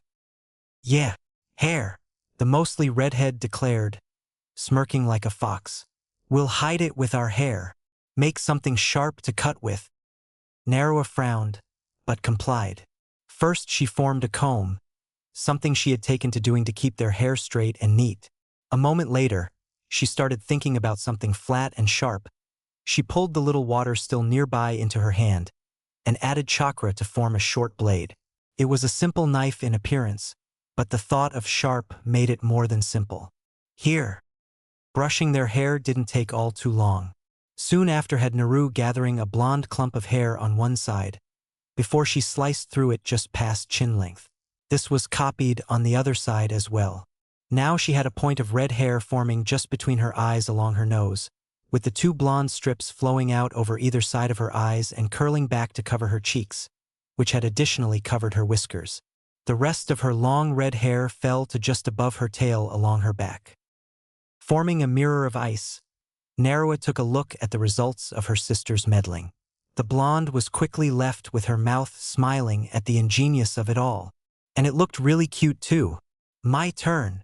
It didn't take long for an inversely colored reflection to have appeared across from Naru, giggling at the tickling fur across fur. They didn't realize it for so long, but the whisker scars were actually an imperceptibly thin layer of dense fur. Okay, now for clothes. The only thing I can think of that wouldn't look strange is a yukata. The red-tailed child supplied. Ooh-ha, I was thinking that too. Normal colors. Pink slitted eyes looked on, more demanding than questioning. Yeah, I'll do our normal colors. Naru nodded. Looking around, the two walked about the nearby area for the flowers needed. Narua with yellow and pink, and Naru with red and violet, as close to their eye and hair colors as possible. They also searched out a few various types of vines. Once more together, Naru nodded. Pushing chakra into the flowers, she willed the petals to shift, grow, thicken, widen, and conform to her desires. The results would be plain, but soft and smell delightful. In a few minutes, Narua was wearing a pink ankle-length yukata, with sleeves along their arms to match their forearm length and width, tied with a burnt yellow sash, hiding the thin green vine ties underneath that held it together properly. Naru was dressed similar, only having the kimono a light shade of violet and a red obi instead. Though the colors didn't exactly match their own personal colors, it still looked quite nice. Grinned at each other, they accepted the results, but faltered in mirrored mimicry upon seeing the other twins' ears pointed tall. They shifted in annoyance at the sight. Okay, still need one more. Amen. The two sat down, though more ladylike with the yukata blocking their normal motions, into a seiza. Something that would hide our ears, but wouldn't look strange. It's too hot for a cloak, and straw would look weird, Narua continued. Hats are too easy to remove by wind. Needs to be cute. Should it still be a hood? Yeah. Narua frowned and fidgeted in her clothes. Hey! Naru looked up. Seeing her sister trying to get comfortable already knew the issue. Besides their mental link, they had this problem with the battle kimono they had taken to wearing, so it was common. She reached forward and focused on the plant cloth and allowed it to tighten and loosen about her sister to a comfortable fit. The back of the obi grew a tiny bit, allowing the butterfly bow to straighten into perfection, albeit unintentionally. Sorry. Narua nodded. Okay, so a hood, but it should wrap around the shoulders too? Understanding, Narua focused on the flowers again. Another petal matching the obi was focused on. Soon it grew into something resembling a cloth, ruffled and loose, but mimicking the top part of a cloak. Smiling, she put it around her twin's head, laughing as she struggled to avoid it. Hey, this one's yours. It's not my color. Despite her struggles, the blonde twin couldn't keep it from being placed upon her. Eventually she gave up. Humph! She pouted, crossing her arms and looking away. Naru took in her sister's appearance. Despite everything, it fit well. Just not enough to look normal by other people's standards. Though her upbringing was rough, she had seen enough of others around Konoha to at least understand what looks wrong or terrible. Though it had been a while. Mostly, she had been trying to mimic that weird girl's clothes from that night a few months back. Realization dawned upon the sunny-haired girl as Naru focused upon slight changes. Forgetting her annoyance immediately, she decided her added input would be better. Hey, my ears too. Can you fix that part too? For a second Naru pondered, then nodded. Two pieces of the cloth plant shifted upwards above Narua's head, allowing her ears to fit comfortably within.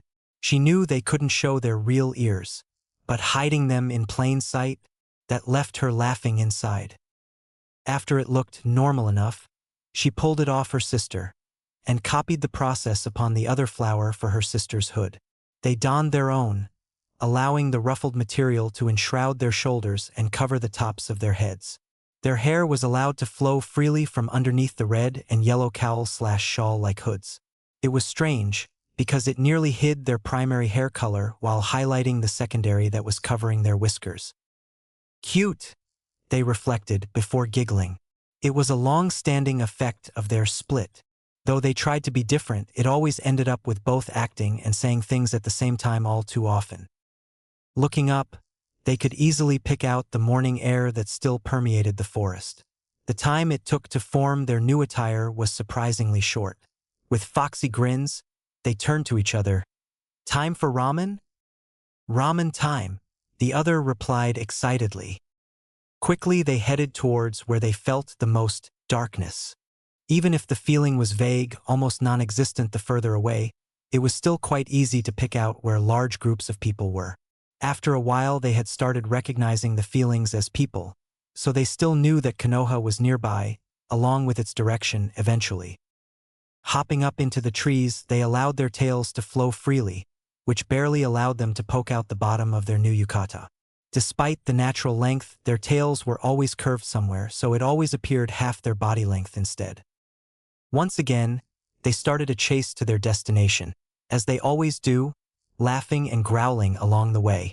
Though they didn't know it, their games had quickly ingrained their natural movement and understanding of their bodies into their minds. And without worries of injuries, they had been able to do whatever crazy stunts they wanted without fear. pushing this even faster and furthering their instinctual understanding. Landing on the outskirts of the forest, they looked out with their slightly glowing slitted eyes, anticipation and excitement glaringly obvious. "You ready?" Blonde glanced over. "Yeah." Chapter 7. Something strange was happening within the walls of Konoha. What this was, not a single person quite knew. Birds were not singing their normal songs. Cats were not quietly meowing. Dogs were not simply barking. The animals were completely quiet. This kind of effect was not usually noticed, not even by some of the ninja. Hiraishin looked out from his window, frowning. Even though most couldn't place it, the people could feel a tiny, near imperceptible presence. To civilian and ninja alike, there was a sudden feeling within their walls that hadn't been there before. It was nearly undetectable, silent and non-threatening, calming even, but present everywhere, and almost missed by even the most experienced of ninja. Those that could affect the entirety of Konoha with their presence alone could be counted upon a single hand. Hiraishin was one of those few, yet even he was unable to do it without the underlying announcement of a threat. Not so subtly, nor so quietly. Whoever was causing such a vast, yet nearly undetectable feeling to permeate their walls had to be powerful beyond even him. The fact that the presence was actually comforting to feel had not done anything to soothe his worries. The true issue was that they couldn't place where the cause was. Few knew it, but he was one of the village's best sensors, at least when trying. Not many could evade his focus. Yet there was a being, one powerful enough to easily match a Kage, spreading their calming influence, but completely capable of hiding their location at the same time. He couldn't even place the direction of influence. Not even the chakra signature itself. None had suddenly spread about the village, vibrated in recognition of its owner, or had any other indication that this person was emitting their power. The slow constant of appearing Anbu and Jounin within his office the past few minutes gave him little hope. If any had located the source, they would have informed him immediately. Even worse, there was not a single ping upon the village barrier that any significant chakra signatures had entered their walls. It was unsettling. Search for the stranger within our walls. I want the person responsible for this disturbance brought directly to me, unharmed. On the other side of Konoha, two young girls were quietly making their way towards a familiar stand on the outskirts of the village. It had taken half an hour to subtly and quietly walk around to the more occupied and condensed area of the village, and in sight of the stone faces, but they were trying not to completely stand out. Obviously they still talked and laughed, not truly caring who saw them now, but they still knew they couldn't just hop around like ninja when nobody knew them. Miso, it has to be first. Even if she hadn't been the best student, many rules of the village were still quite obvious. An unknown child running across rooftops would bring attention of the ninja, and they would be brought in for questioning. They knew that with their changes, neither being completely blonde anymore, would probably bring up even more questions, as well as solidifying that few would recognize her, if any could at all. Show you, it's been too long. They would be looking for the village pariah, who had disappeared years before, right? But wouldn't they be looking for twins, neither of which were completely blonde, nor had visible whisker scars? Miso is our favorite. Even though their clothes were slightly off material-wise, it wasn't so obvious as the little cat-eared hoods they wore, which took the focus of the villagers that laughed at the bickering twins passing by. All ramen is our favorite, but we haven't had soy since before. See, we had miso the last few times, she pouted. Their back and forth arguments, along with the hoods, had kept anyone from taking a closer look at the twins' feet. If looking at just the right angle, a shadowed point could be seen swaying back and forth underneath slightly. Even then, it gave too little to be worth investigating why it was there, even if it had been seen. It doesn't matter. We haven't had any for so long that it should still be miso. This continued on until they were already halfway across the village. Neither had noticed the strange increase of shinobi and kunoichi frantically hopping about the roofs. Even more, too caught up in their ramen battle, they hadn't noticed the quiet squeal that had found the pair. Kaya! Getting tackled to the ground, the twins couldn't help but cry out in surprise. Looking at each other, they blinked in mimic surprise before looking back at the cause. A while earlier, a little girl was flowing through several taut motions, repeating them until exhaustion. Or she would have, had the presence not suddenly been felt. Looking over at the elder that had been watching her, she saw his eyes wide. Before she even realized it, there was nobody within the dojo. A smile quickly found its way into her face as she realized just what this presence was. Unlike everyone else, she had met the source, felt the actual chakra, and was able to connect the two. Little did anyone realize, but the chakra that the presence was spreading through had been leaking throughout the village for years. With it so large and powerful, it was quite simple to follow it to the source. And with the majority of the Hyuga suddenly on alert for the source, she simply had to walk out the gates to leave her compound. The rest of the village, no matter the clan, still hadn't quite connected the two together. Even Byakugan users skipped over the recent influx of nature-attuned chakra that had slowly been increasing.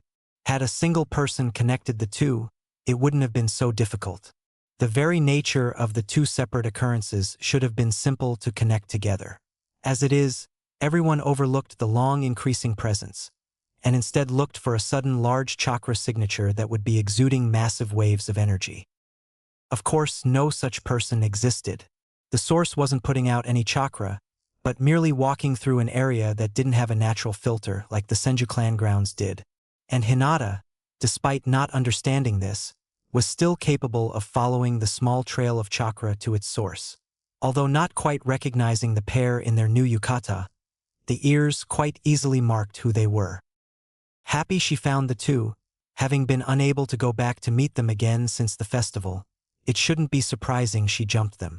Though, if it was anyone that knew her, they would declare such an event jaw-dropping. Even if she had only spent a single night with the pair, barely knowing each other, she knew their easy attitudes would overlook her behavior. They treated each other far rougher after all. It also helped that she was still quite childish, and hadn't yet had too many terrible and morally detrimental experiences quite yet. It was also how she saw the pair interacting during their first meeting. Funa, Haruna, Hinata giggle at their faces, when turned to her in disbelief. They grinned, though, when they realized who it was. That turned to confusion an instant later. The Bluinette gently pulled herself from the pair, only now realizing what she had done. "Ah, I am so sorry." Getting up, dusting themselves off, the twins looked even more confused at the bowing girl. "It's okay. We're happy to see you too," the other finished. Hinata straightened up, looked between them, then giggled a little again. "Still doing it." They smiled, but they were still confused. "We never got her name." Naru turned towards her sister, who returned a similar look at the statement. "Yeah, and she called us something?" Hinata's eyes widened dramatically. "I am so sorry. My name is Hyuga Hinata." She bowed once more. Please forgive my manners." There's nothing to forgive," Naruto replied, even more confused. Naru just nodded along. "Want to come have some ramen with us?" Her happy tone wasn't overlooked. I would love to." Hinata's heart jumped at the invitation. She hadn't been invited to anything before. She was barely allowed to socialize with anyone outside the clan. Smiling in response, they each grabbed a hand and started pulling her towards God's Kitchen, Ichiraku Ramen. 3 girls quickly found themselves upon seats within a small stall. "I can't wait. It's been so long." "Yeah, wait. We still didn't decide." A look of horror passed the yukata-clad girls. The other mirrored her reaction. But I thought we were getting miso?" "I'd like miso too? Is that alright, Funa?" She glanced at the twins, questioningly, before letting out an eep, when both twins suddenly turned towards her. No matter how comfortable she'd gotten to the pair so quickly, having 2 pairs of slitted cat or fox eyes turned towards you like that was intimidating. at least for a shy, unconfident girl. You called her Funa? Naru furrowed her brows cutely in thought. Why? The other finished, mimicking her sister's expression. Hinata blushed furiously. Ayano, I'm sorry. I don't know why your names, but I didn't just want to keep wondering. But why? The ice wielder asked again. Yeah? Funa, Fuyu no Hana winter's flower. Haruna Haru no Hana spring's flower. Or simply I think they suited you be both. Hinata finished, uncertainly. Having heard the reasoning, the sisters turned towards each other with wide eyes. Those names. They're pretty. And they really do suit us. But what about Naru? And Narua? I don't even think Narua means anything, said Owner pouted at her name. Stop giggling. It's not funny. It took a few seconds to stifle her internal giggling and outward shakes of held-in laughter. Sorry. Okay. It would also be better than our names. We don't want Gigi to find us either. Our names. I saw we use her names. I really like them too. Yeah, at least when we look like foxes. Our orders. The voice broke the girls from their mental chat. Surprised, they looked at the old man and smiled brightly. To their side, their new friend was looking at them oddly, but they ignored that. We'd like miso ramen, the twins chorused. And me too. The quiet voice was almost missed, but having run the place so long, the man hadn't missed it. All right, 3 miso coming right up. He turned and left, giving a cursory glance at the twins before shaking his head, as if to clear it. Ayano, looking between each other, they ended their unknown chat, then smiled brightly at their friend. You can call us that if you want. We really like it. More than what we were called before. What you were called before. Hey, but I like mine too. Humph. Yeah, thank you. Hinata got slightly dizzy turning back and forth between the two as their voices echoed on either side of her. Kia. The twins looked down at their friend, who had somehow fallen off her stool, before giggling. Hinata returned to her seat, blushing, just as their meal arrived. Here, best I can make, as deserved by beautiful little flowers. This only intensified Hinata's blush, as he referenced her name as well, Sunflower, along with her new friends' names. Obviously he had overheard, though made no mention of such. Instead he focused on the other 2 girls, placing them as twins by a simple glance. He knew their drooling faces were familiar, but couldn't place it. The cute hoods and hair covered too much to make any true guess. And they hadn't introduced themselves, instead going with what were more like nicknames. Being in a ninja village, a person can't help but pick up a few traits of them too. The pair were just off, but everything pointed to them being completely harmless. Before anyone knew it, the twins had finished their meal with bliss written across their faces. Hinata had only halfway finished, but was obviously unable to eat more. Ichiraku could tell when someone didn't finish because they didn't like it, rather than simply being unable to eat. So good, Naru Haruna moaned out. Yeah, Narua Funa mimicked. The other 2 sweat drop at the blissfully content girls. Their sighs gave away the fact they wanted more, but they suddenly stilled. Slowly they turned towards one another. Ichiraku, though observing only half the time, it was rude to stare, could easily pick out the reason why. More than that, he could tell when the reason was purposeful or deceitful. The shared shock and horror upon the twins' faces told him the truth, which was quickly confirmed. We don't have any money, Haruna whispered. We don't have any money, Funa echoed louder. Hinata once more looked between the two. She was surprised, but having seen where they lived, knew it was probably something she should have expected. Ayano, she tried, but a bit too quietly. So neither of you can pay, huh? Ichiraku, despite being a kind and gentle man, normally wouldn't allow someone to eat for free, not without good reason. His expression was neither kind nor dangerous, but still allowed it to stay serious. Though, for customers like these first-time customers, truly regretful and thoroughly loved the meal, he would normally waive off the payment. But something was still bugging him. "What do you expect to do?"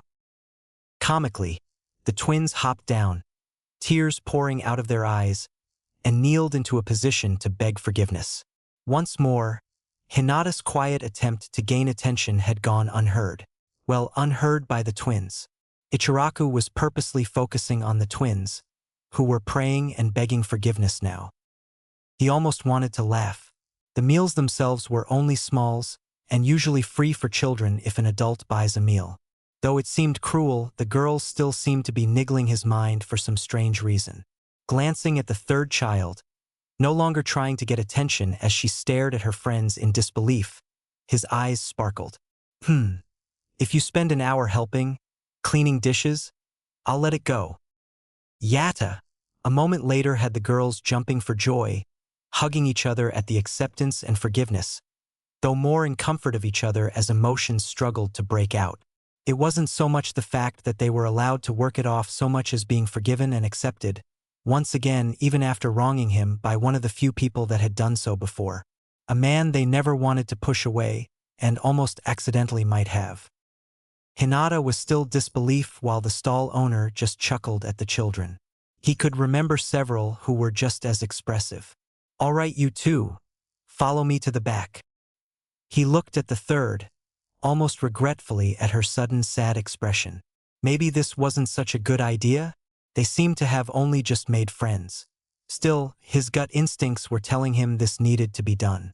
"I will charge the Hyuga account, Hinata-sama. If you can, you may return in an hour to meet your friends. It won't take long." She nodded sadly. "Ko will probably be looking for me soon."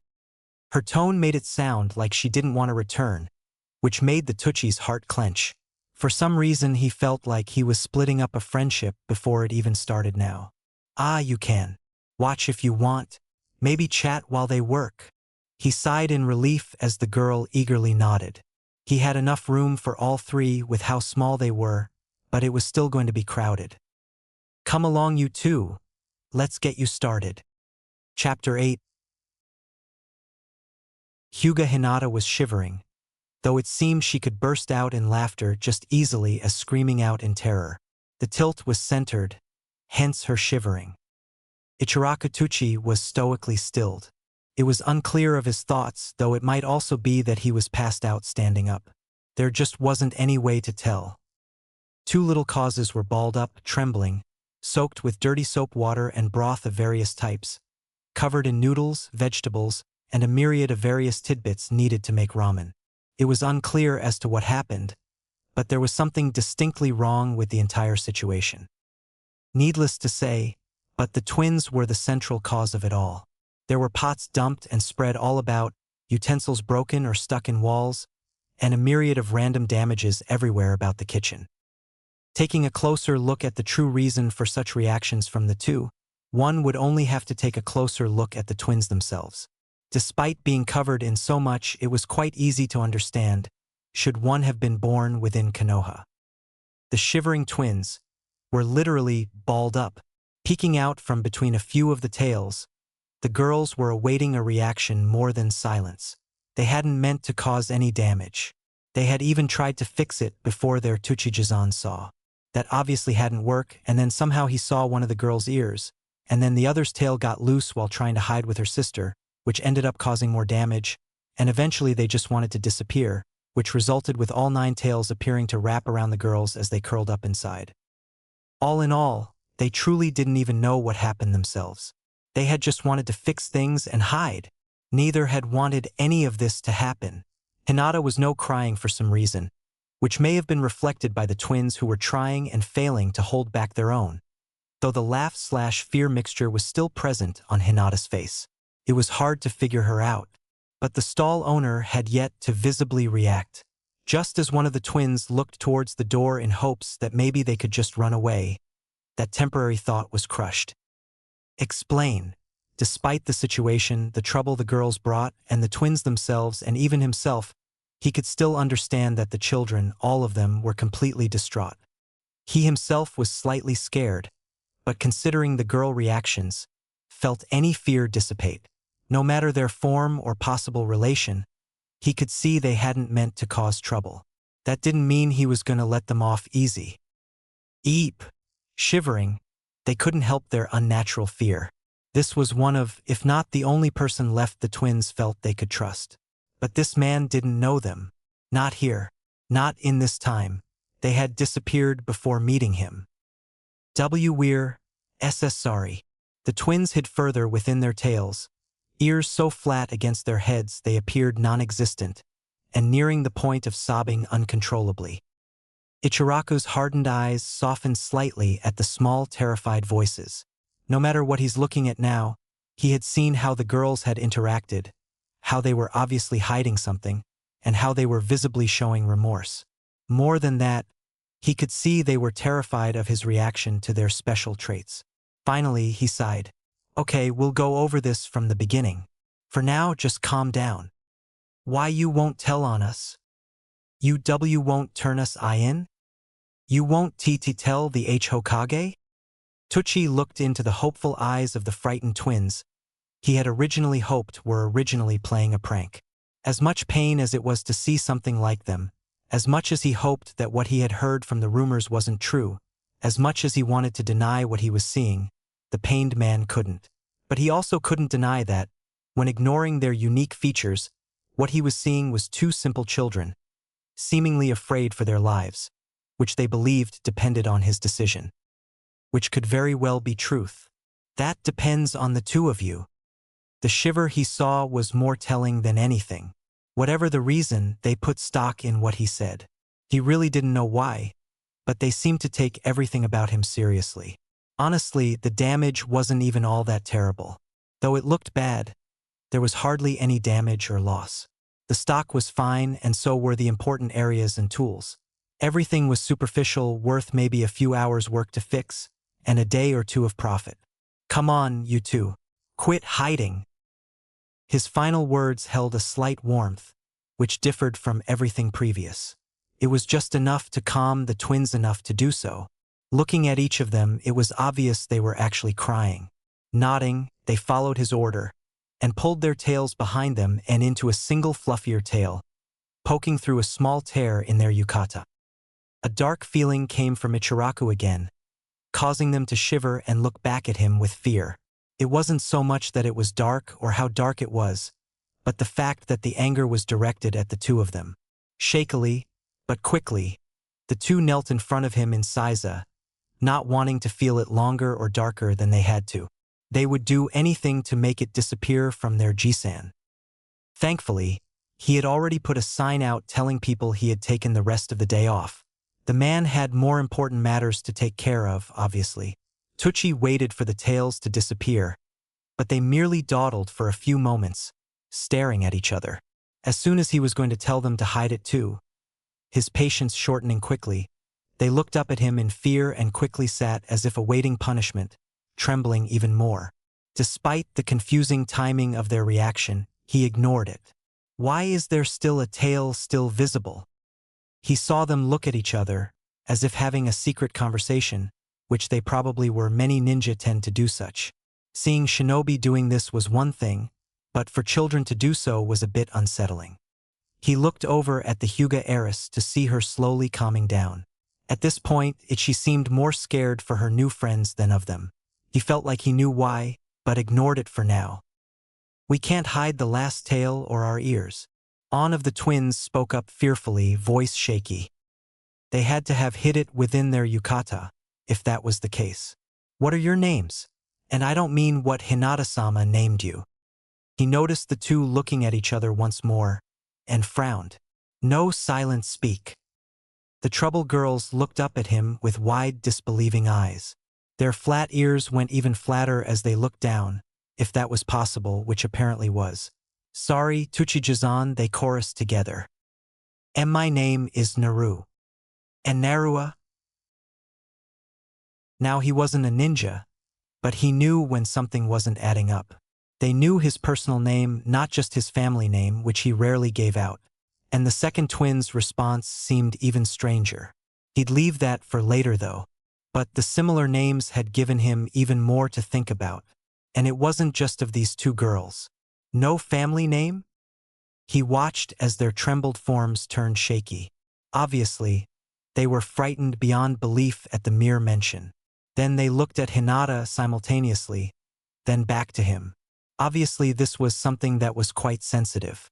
Do you not trust her? Seeing their wide eyes, he knew there was far more to this than even he could think of, though that wasn't unusual with ninja affairs. The ramen owner may have believed they were the Kyuubi itself, given new form, if there was merely one of them. They had 9 tails and fox ears, and had an apparent age that led one to believe they could be born the night of the attack. But there were 2 of them, young, human in form, and definitely not feeling dangerous. He waited for the 2 to come to a decision, even allowing them silent talk. We're not sure, but maybe we could try? She hasn't once felt like the others since we met. So maybe she won't tell anybody? We don't really have anywhere to run to if she does, though. They looked at each other, shivering, their ears twisting and turning in emotional reflections. But if we don't, she might tell? What do we do? Yano, I won't tell anyone. I promise. The shy and quiet girl turned determined after getting their attention and a moment's pause. I promise. She almost whispered, but still without stutter and completely confident. Feeling nothing dark from her, they nodded. They still felt the dark feelings from Tsuchijizan, but they couldn't fault him. They could only believe in him and hope. My name is Uzumaki Naru, the original, said as her sister nodded. Tuchi's eyes would have gone comically wide at their response, if he hadn't been expecting it somehow. His anger welled up again as he realized something was wrong with this entire situation. Suspiciously wrong and off. Everything, was just too strange. He needed more answers. He saw the relief in the girls as his anger died down some more, and only just realized they had nearly started crying again the instant he got angry. But he hadn't let his feelings show on his face, or had he? He needed more information. This wasn't just some simple situation. How old are you? We're not really sure. They looked at each other frowning. Maybe 14? No, remember? Oh yeah. So, maybe 5. Or 6. We don't really know? That threw the man through a loop. 14? 5 or 6? They looked almost 6, 7 at the absolute most. When was your birthday? October 10th. 6. Now he knew for certain it was true, yet still wrong. He had met Kushina's child recently, and had actually started feeding him when the ill-looking redhead came by, tired and hungry, even going so far as to charge the price of 1 bowl for multiple. Show me your faces. The worried looks reappeared, but the twins quickly complied, pulling the slightly curled hair from their cheeks. Seeing the whiskers on their cheeks, an exact match to the face of the Uzumaki recently coming around, had him convinced of their relation. There really was something more going on. Where are your parents? Their expressions could break hearts. It was a face that showed such a concept was foreign. A face of those who had never felt the love of a mother, the protection of a father. A face that was more confused than saddened. It was the face of an orphan. He quickly retracted his question. Never mind. Do you know why you have such special features? Their trembling started up again. He didn't know why, but it seemed this was a touchy subject. But this needed to be answered. We were told that we are the Kaikyubi's Reiri reincarnation? Tears fell across the whiskers of both trembling children. Tuchi sighed. He couldn't guess as to how the girls obtained their features, but he knew from everything he'd seen that what they were told wasn't true, especially with the Sandaime Hokage's word about what actually happened that night. Who told you this? Both girls looked even worse at that question. Someone bad. He used me, lied to me, tried to kill me. So we ran from him. He was a bad man. Both nodded fiercely at this. Tuchi sighed tiredly. Then why believe his words? This shocked the girls. Why had they believed him? But what are they then? His explanation made perfect sense. Why else would they look part fox? Why could they easily transform into one? They looked towards each other, shocked, confused, terrified. Then what am I? Tucci had seen the late Yondaime sealing up ramen within a scroll for his pregnant wife several times.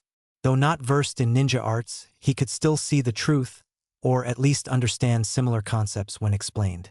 This was all still strange, but maybe they had been affected by the beast's chakra or something. Either way, he knew one entity couldn't become another. Chakra concepts were beyond him, but he knew that much. Ramen sealed in a scroll didn't make the scroll ramen. And a demon, or maybe just some of its chakra, was probably sealed within the girls. He couldn't outright say Naruto's condition, but he could ask questions. What happens when you seal a kunai within a scroll? They looked up in confusing. It gets sealed within? Does the scroll become the kunai? The balding man continued. And no, the other twin answered. And if another person touches you with chakra, do you turn into them? No, I don't think so, right? Of course not. The last came from Hinata, surprisingly. So if the Kyuubi touched you, or was sealed within you, would you turn into the fox? All three girls shook their heads. Tucci still didn't know what had happened to the twins, or was it triplets now? To make them this way, but from everything he'd seen, learned from the Yondaimes and Kushina's many visits to his stall, and heard from the third Hokage himself soon after the attack, then the beast was sealed within another child, unable to influence anyone outside of it. Whatever these two girls were, it wasn't a demon fox. They didn't even seem to know what they were. Trust me, neither of you are the Kyuubi. Not that I have any clue as to why you look as you do. Haruna and Funa, Naru and Narua looked at one another. A strange expression on either face, though perfectly reflected by the other. The scroll, both suddenly shouted, before turning back towards Tucci. We didn't look like this before. Instead, we were perfectly normal. But we did still have the whiskers, and it was only until we used a forbidden seal that we changed. He subtly eyed Hinata swaying in her chair from the back and forth talking of the twins. Still, this just added more questions. Somehow it felt less like he was scolding children, trying to figure out what to do with them, and more like he was piecing a puzzle together. But he knew now that he was right, that these girls were truly human. Or used to be. It's all questionable at this point, but there wasn't much use in speculating. It wasn't really that important anyways, Tucci decided. Though he knew otherwise, it wasn't something they'd be able to figure out. Why don't you want the Hokage to know? Tucci shivered at the temperature drop within the room. The dull look upon the twins' faces told him all he needed to know, but he got an answer nonetheless. We don't trust him. He says one thing then does another, or he doesn't do anything at all when he should. Even though he's the leader, he won't help us. He should have, no, he had to have known, or maybe ordered it himself. He won't help us, especially now, even if he tries. He probably wouldn't help, if he even could, or would, at least neither thought so. Their words and tone made it sound like they knew the Hokage well. Whatever had happened between the two children and the village leader had somehow burned any bridges between them. Somehow they had been able to hide, and soon after became part fox, and they didn't trust the man with their newest secret. It was a generalized idea hypothesized from their words, but as much as he was likely to get. Was it just him, or was the room still cold? Any relation to Uzumaki Naruto that you know of? He almost wanted to laugh at the mirroring tilt of their heads, still partly covered in noodles. If his kitchen wasn't a mess, and the situation so serious, he probably would have chuckled at the sight. Naruto. Wait, did you say Uzumaki? Uzumaki Naruto? There's someone else with our name? Their surprise gave him his answers. Strange though that the three children of Kushina, did she really have triplets? He thought it was a single child, hadn't known of each other. Uzumaki Naru. He heard the last, though merely a whisper. It seemed they too had noticed the similar naming style. Though he had realized it earlier, their relationship was becoming more and more obvious as siblings. Naruto, Naru, and Narua. It was the biggest reason he had let up so much, as well as refused to believe the twins were the demon fox reincarnated. All three had such similar personality traits to Kushina, not to mention the obvious resemblance to their parents. "We have a brother," they exclaimed quite loudly, fully of hope. Neither had heard of him before. Actually, if Tucci had known of this boy before the incident, why hadn't he said anything? Everything was weird. Were they wrong to trust him too? But he said it now, so maybe he just hadn't known before? It was all so confusing. "Hi. I've started helping him out lately. He has straight red hair down to his chin, blue eyes, looks a little feminine, kind of like the both of you, and even has whiskers on each cheek." He gauged their reactions before deciding they hadn't known about this either. If this was true, then they really did have reason to mistrust the Hokage. He smiled sadly. "Come on, let's clean up. Don't worry about hiding your features inside the kitchen. Nobody will see them back here. We'll keep them a secret, right, Hinata-sama?" The twins turned to the third girl in shock, completely forgetting her. But seeing her nod, they smiled, new tears sprouting, this time of happiness. "Titch, thank you both. Really, thank you." All right, enough. Get to work cleaning your mess," the ramen stall owner scolded sternly. The scramble of children followed a short instant later, except with 3 girls instead of 2. He hadn't meant for that reaction, but shrugged it off with a small smile. 3 Uzumaki. Things are definitely going to get interesting. Ice quiet mutter, whether amused or fearful, he himself couldn't tell, went unnoticed in the clanging of the cleaning scatter. Chapter 9. "Here, put this on the top shelf." But doesn't it dash?" "Yeah, but not this time. It needs to be out of the way for now." Hi. Then put this over dash." "K. You should probably heat up another pot." "Huh? But dash. We're out of it." 3 small salt ramen. 2 pairs of slitted eyes turned towards the shop owner and nodded understanding. "See? Need more." "Hi. The ingredients are ready. Good work, girls." The twins looked at each other with large smiles, before turning back. "Arigato gozaimasu Tuchi-jizan.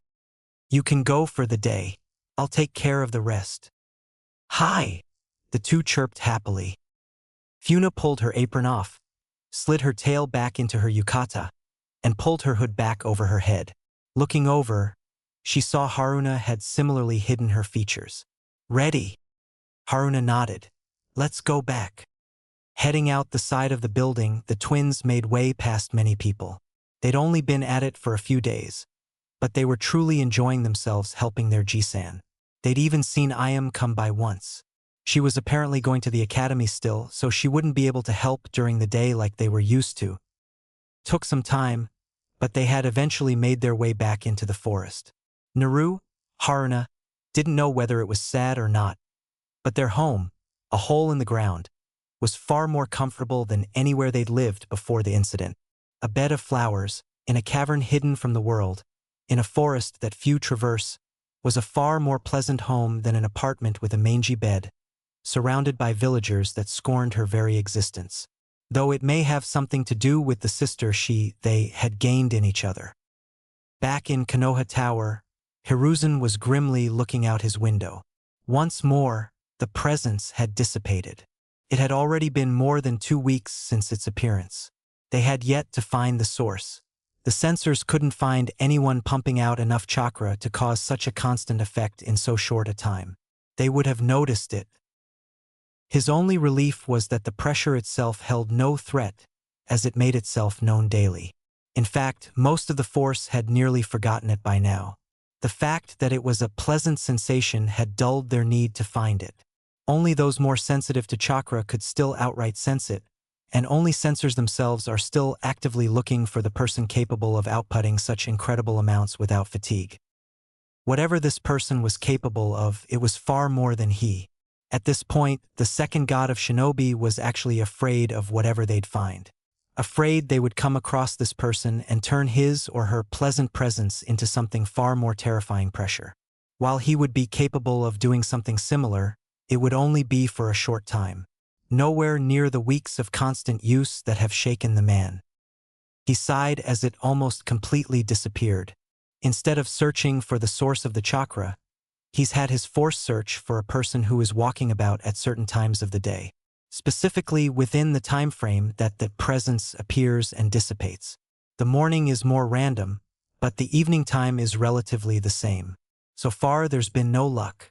The timing fits more than half the village. Meanwhile, a certain Hyuga girl sighed sadly. Once more, she flowed through the stiff kata of the gentle fist style, and once more was stiffly and harshly told to do it again. Ever since sneaking out, she had her routine forcibly doubled up. Every day she had fallen in bed, exhausted, with little to no time together with her baby sister. She could feel her friends coming out every day and terribly wanted to meet them again. The way they had parted was frustrating. Somehow, Kyubi's chakra had altered their bodies into something different. Though it was really cute, especially their faces when petting their fur. It's like they really were part fox. Though they probably kind of were. She couldn't help but blush, realizing she was fantasizing about petting them. Focus! Hinata eeped at the stern shout from the elder. Once more, she followed the given directions on her taijutsu. One more day of harsh practice, one more day of exhaustion. It would be obvious she couldn't run off alone if she were too tired to do so. After the Kumo incident when she was 4, it would be problematic if she ran away only to get kidnapped again. It was going to be a long month of punishment. Come on, Nachan, just one more step. You say that like it's easy. I still can't believe you stayed up all night to do this without just to gloat. The plant user complained. She frowned at the following giggle. You do know this means war, right? Eh? But it was just a joke. Funa/Narua quickly countered. Fufu, pranks come in all forms. You prank me, I prank back. Her foxy smirk widened as she ran forward and up the tree without hands. Her bare feet trekked halfway up to just below her sister's branch. At the last instance before slipping, she managed to touch the limb, then allowed gravity to work. Ahaha! Not close, Ino Ike. Feeling something slipping around her foot, Funa frantically tried to jump away, only to get stuck in midair and fall. Unsurprisingly, she ended up suspended under the large branch a couple meters down.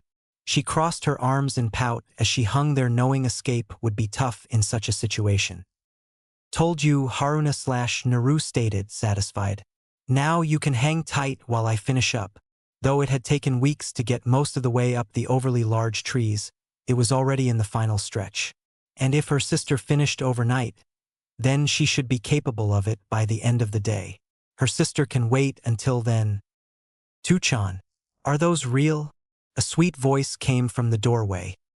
All movement froze at the voice. Twin slits turned towards the source, causing the girl to flinch slightly. All fear quickly dissipated, leaving the two smiled brightly. Of course they're real. Do you want to see? We don't mind, so long as you don't tell anyone. Go on, you all can take a break. It's slow right now, the male voice outside called in. Closing the door, Ayam watched the swaying tail of a twin, mesmerized by the large appendage. Before she knew it, the fluff was already within her grasp, and a hand stroking through it. Or so she'd thought. It took a few moments to realize her hands were stroking a fuzzy ears upon a child's head. Ah, but I wanted to be first. The dismayed voice went unheard by the other two, both in bliss from the feeling of fur, or melting from gentle ministrations. Humph!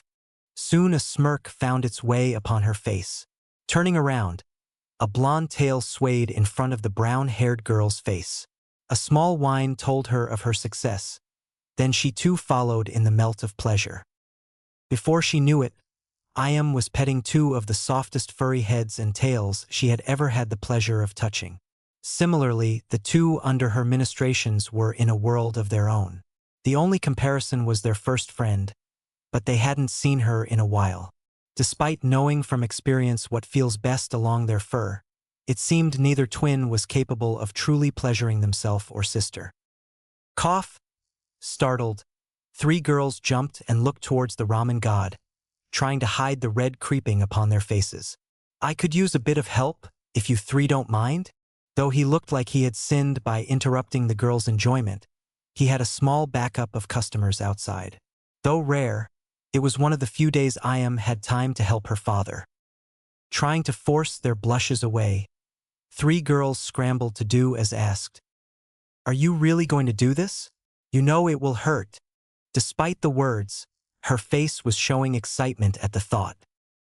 MHN, and I know you're going to be following me not long after. Haruna looked down at the water over 15 meters below, over 10 times their own height down. While it doesn't look terrible, a fall like that nearly makes water seem like rock. Well, at least I'll get to see if it's really worth the experience before I do. The obvious pout followed. But instead of a reply, Haruna merely released the chakra flowing into her feet, allow her body to drop. She rearranged herself to be feet first. Splash! Funa watched in apprehension for a moment, then sighed in relief as a figure quickly emerged. A second later, she had released her chakra hold and allowed gravity to take her. 1 second, 2, and splash. The pain felt was far worse than she figured. Haruna had quickly come out, but had obvious hid what she felt from her face. Though she felt nothing broken, having slightly stronger bodies than they used to, it still hurt for a few moments. Soon enough the damage had healed up and she headed towards the surface. Wow, you spent a while down there, Haruna stated matter-of-factly. I know it hurt, but I thought you'd come out quickly like I did.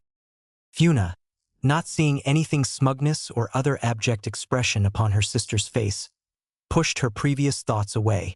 It wasn't true, apparently. Maybe Haruna had simply got out quickly to avoid her fall. Yeah, that hurt. Let's not do that again if we can help it, she pleaded, thankfully getting a nod. Hey girls, prepare for a large batch. Confused eyes turned towards their employer. Why do you feel so sad? And why do you need a large batch for a single person? Girls don't eat that much here. And there's only one out there. We already have enough ready. Tucci let them ramble on for a moment. Girl, the kid outside eats a lot, and probably needs it. Despite themselves, the two nodded. They knew there were some capable of eating vast amounts of food quickly, themselves included, but so far they hadn't come across any while helping. This was a first. Quickly, they had started up a few batches of ingredients as their Jisan prepared and made the ramen itself. He stopped before walking out and glanced at the two girls helping. Though they only got a bowl a day, if they did eat, which was all the twins asked for in return for helping, they had thoroughly enjoyed helping about the kitchen. Their work was enough to pay for several large bowls a day, but they had declined, even after paying the man back. There was a bigger reason for helping, and he knew it too. He was sure they would have still helped, regardless. Don't let him see you, and don't follow him around, especially if you want to stay hidden from the Hokage. But you both should take a look at this customer when you get a chance. Glancing at each other, now even more confused, the twins followed Tucci to the door, quickly donning their hoods and hiding their tails. They had changed the yukata to have a whole flap. It didn't look like it was even there until in use, but worked wonderfully. Obscured by sight, they listened to the sad voice as it replied to being unable to buy so much ramen, only to be rebutted by a sale that day. The happy cries of the child were nearly heartbreaking. It reminded them of their time getting ramen in similar ways, and how they had felt and acted. Finally, when Tuchijizan moved back a little, they saw the reason. The Uzumaki that Tucci had told them about. Straight red hair, blue eyes, whiskered cheeks. The girls slid back into the kitchen with wide eyes. That's not me. No. Narua looked back at her original, though she still felt just as real. That's not right. Shouldn't she should have blonde hair? But, if that's not me, then where am I? I don't know. Maybe she really is us? Me? just with her hair dyed. We'll think about it later. For now, let's just believe that she's us, but with red hair. I don't know why she's dressed like a boy, but she's definitely. Yeah, she's me, you, us, Ack. So confusing. She pouted for a second before returning to the situation. Why did Tuchijizan tell us not to be seen? I don't know. But there must be a reason? Still, we have her scent and can find her. Sniffing the air, Haruna mimicked her sister. Over the time within the forest, they'd quickly learned that others were tracking them by smell and started adapting to it when they learned it was possible. Though they couldn't go too detailed, they were both capable of memorizing specific people or animals. It's similar, but still so different. But we smell kind of like fox, right? Yeah, Tuchijizan doesn't want us to be seen. Then, we'll just have to do it another way. They mirrored foxy smirks. Chapter 10. A lone child was walking down the road, ignoring her grumbling stomach. The surrounding people were often glaring or completely ignoring her again, but this was normal. She smiled as the instant ramen within her shopping bag was once again on her mind. It wasn't often that she went shopping, but every time she did, they had cheap ramen. Everything else cost more than her entire allowance usually, so she was glad there was some available today. Of course, it was similar everywhere else. She would be sad that she couldn't afford anything herself, but knowing that you don't have parents to provide, she had long since gotten over this. With her apartment in sight, she smiled. Though it wasn't big, and nobody else living there, it had been her home for as long as she could remember. Though she wished the masked men would start coming again. It was lonely otherwise. Not that any of them talked. What is with them anyways? She couldn't help but think they were more like sticks in mud whenever around. No reactions, no words, no anything, but they did at least help out. She cut herself off before going deeper into what others had that she didn't. Just as she was about to take a step up the stairs, a sound echoed off the walls. It was strange, because she'd never heard anything like it. A scratch and thump, but from where? She looked around to find nothing visible. Then a small sniffing sound caught her attention. Leaning over, she peered under the stairs. Narumi blinked at the slitted eyes that seemingly glowed within the dark.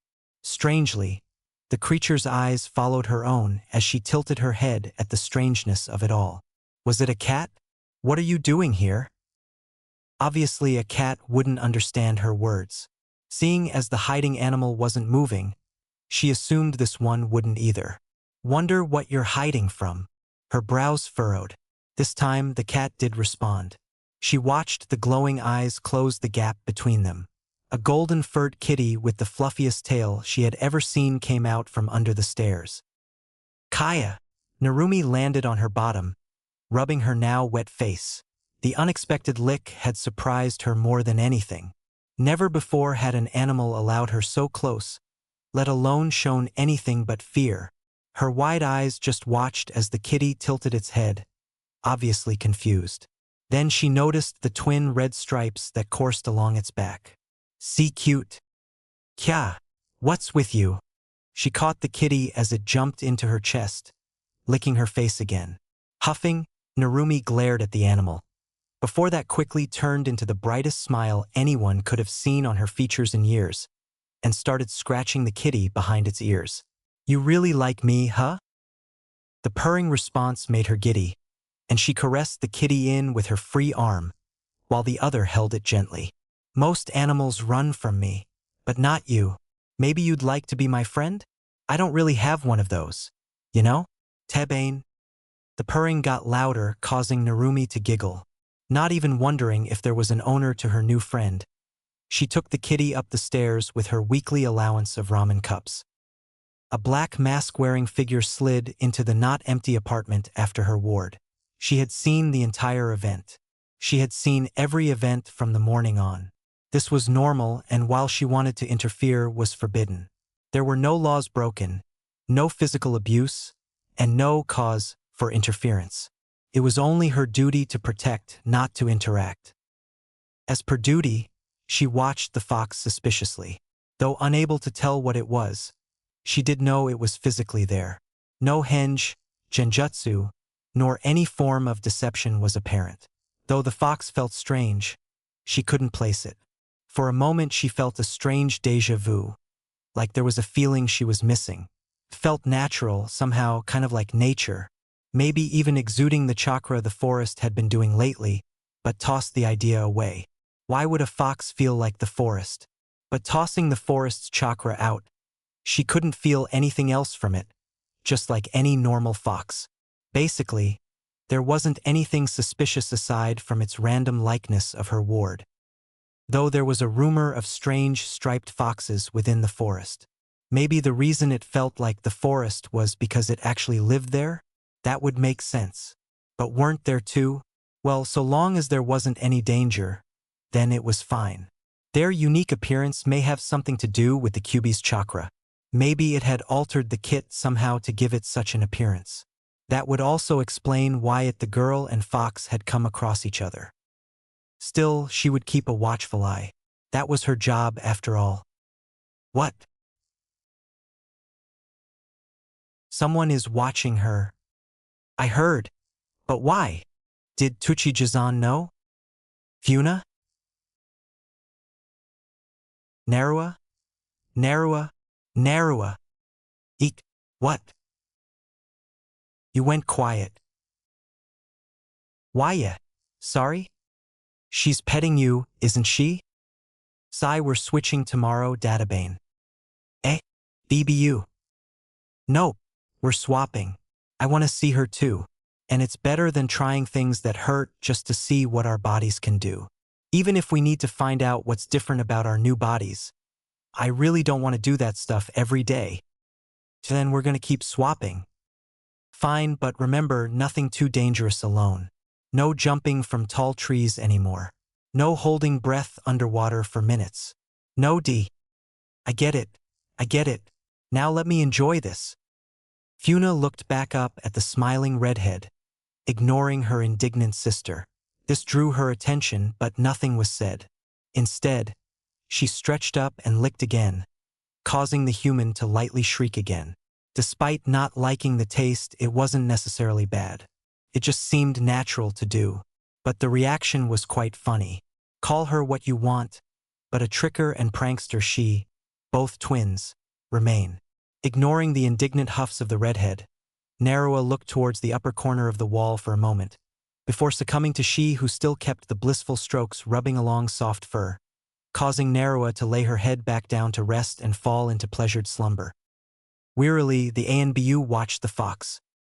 The fox turned its head back to stare at her, despite her near invisibility within the room. Worry turned to slight fear at this. It's nothing new that an animal could pick her out, but this was a red fox, and it had turned to look at her. Not just glance, sniff, and wander off. A red fox looked at her. She could only stay tensed as it turned its head and laid it back upon her ward's lap. The long-haired ANBU knew it was merely paranoia due to having seen the Kyuubi itself, but the fox still unnerved her, somehow. This was the second day another fox had shown up. A different fox, yet oh so similar. Different when it should be the same. She could safely say that this creeped her out. It was abnormal. Completely and terribly abnormal. Even more, it had the same twin pattern of colored stripes starting from its eyes, down the side of its face and back, that the other had. That's not to mention the familiar stripes that started from the same place, up to the tufts inside its ears, just like the Kyuubi had. Were they siblings? They had to be, though it could be the same fox, just with its color changed. That would be even worse though. Still, the first hadn't done anything, and this one was acting the same. So far there was no perceived threat, just a confusing abnormality. It unsettled her though, especially when it looked at her when her worry peaked. Those eyes showed intelligence. Though not uncommon, wasn't something comforting either. She knew the Inuzuka dogs were as intelligent as humans. This fox showed similar eyes to such dogs. But the fact that she remembered rumors about twin fox kits in the Senju forest removed any idea of shinobi, allied or foreign, of having likely set this up. For nearly 2 years, These two had been randomly appearing before children that wandered the forest. All evidence heard had pointed towards them being peaceful. But why were they outside the forest? She would report this, but somehow knew it would be overlooked as nothing more than coincidence. No matter how much curiosity those in charge might have towards the foxes, there was little to no evidence about a devious plot happening. Logic dictated that this might eventually happen in hindsight. NBU or not, the hair upon the back of her neck still stood on end from when that creature had looked at her. Not red eyes. That was all it took to finally realize she was overreacting. Logic rarely dictated emotion, but look through enough, and it might eventually affect it. Again, the fox felt like the Senju forest. No malevolent chakra, no red eyes, and a different shade fur with unique stripes. This wasn't the QB, nor was it even a piece of it, not that she'd ever heard of such a thing. Even if both had looked directly at her, it was just a fox. There were just foxes. I couldn't see the person watching us, right? It was so weird. Do you think we had someone watching us too? If she's us, then probably. But for how long? I think I remember someone giving us food when we were really young. Me too, kind of. Haruna purred as the fingers slid down her back once more. I think I know why you didn't respond. He already putting you to sleep? Purr. Don't do that. It feels too weird in my head. And I wonder if the other kitty will come back tomorrow? She like you. Haruna opened her eyes to look about the place. It was small, even for an apartment, but easily big enough for a lone child to live. A single room with a kitchen, resting area, and futon all fit within. This was the apartment she had seen so many times and left behind from the future. She was nearly certain that this girl was her now. But why did she have red hair? Everything was just as she remembered seeing in the mirror years ago, except the red hair. It was also shorter than either could ever remember it being. Just down to her chin except for the shorter bangs. And she was wearing boys' clothes, a simple t-shirt and shorts. If neither had picked up the scent, or knew beforehand by simply being the same person, they might have assumed she was a boy. Even Tsuchijizan didn't pick up on it. They could remember the Hokage giving them yukata when they were younger. Though they moved on to wearing that jumpsuit later on, since it was all she could afford in the clothes section when shopping. She couldn't depend on Gigi for everything.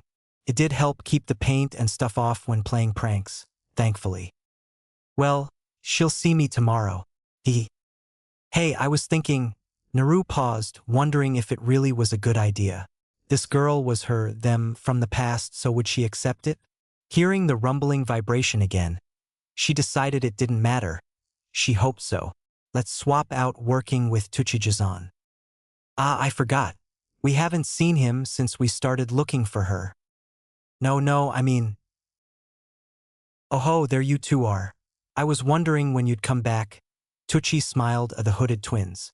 Almost been lonely during the day without you, with Ayam in the academy and all. Their smile faltered after being ushered into the back. Tucci almost didn't notice it, but when the two children didn't rush off, he knew something was eating the two. Are you both okay? Sharing a quick glance, Narua/Funa nodded. Taking a deep breath, the other sister steeled herself. We would like you to help feed our sister. Both twins bowed. Their nervousness was apparent. Ichiraku raised an eyebrow. Don't I do that already? When you two are hungry, you're welcome to a bowl. You've already paid off your debt for destroying my kitchen last month. Naruto, we want any food that you might give us to go to her. Please. Neither raised her head. They just waited for a response. What about you two? We don't need to eat. But she does. Her stomach is always growling. She needs more. While we don't. We're fine, so please. After a long pause, the ramen chef sighed again. All right, if you two are sure you don't need any, then your work will go towards feeding your brother. Yatta! Tucci smiled at the over-exuberance of the girls. Though it had taken a few days, their work had improved drastically. It had allowed him some leeway during his job, as well as allowing him to serve more customers quicker. It was a small price to pay to feed them, or their sibling if they wished. But ramen isn't healthy to have every day. While I can give him what you work off, his body won't grow well without a proper diet. Wide eyes turned towards the food expert. Eh? Can't you just make a healthy ramen then? Yeah. There has to be something you can make for her. I suppose so. I'll have to get a few extra ingredients daily then. Their smiles were contagious. We'll see what I can create for the boy. You're awesome, Ji-san. The best. He chuckled at the hugs. He'd slowly grown accustomed to the fuzzy tails wrapping around his legs as they tried to tackle him from either side. Yeah, we can't thank you enough for helping out our sister. Tucci smiled, but he wondered who was teaching these girls. You should reference a boy as him or he or brother. Ha! The mirrored sound on either side of him was dizzying. He kind of understood why Hinata-sama reacted as she did when they talked. But she's our sister? A girl. We can smell it. The response was unexpected. Uzumaki Naruto was a girl? How could that be? But if these two say so with such certainty, then who was he to refute it? Tucci couldn't be certain himself, but the kid did look a bit feminine, despite the ragged clothes. It brought up far too many questions, but gave him even more incentive to feed the child. I understand. Now, shall we get started? He happily watched as two scurrying girls happily flowed about the kitchen, preparing his ingredients for the day. This scene was a happy recurrence that he was slowly coming to enjoy.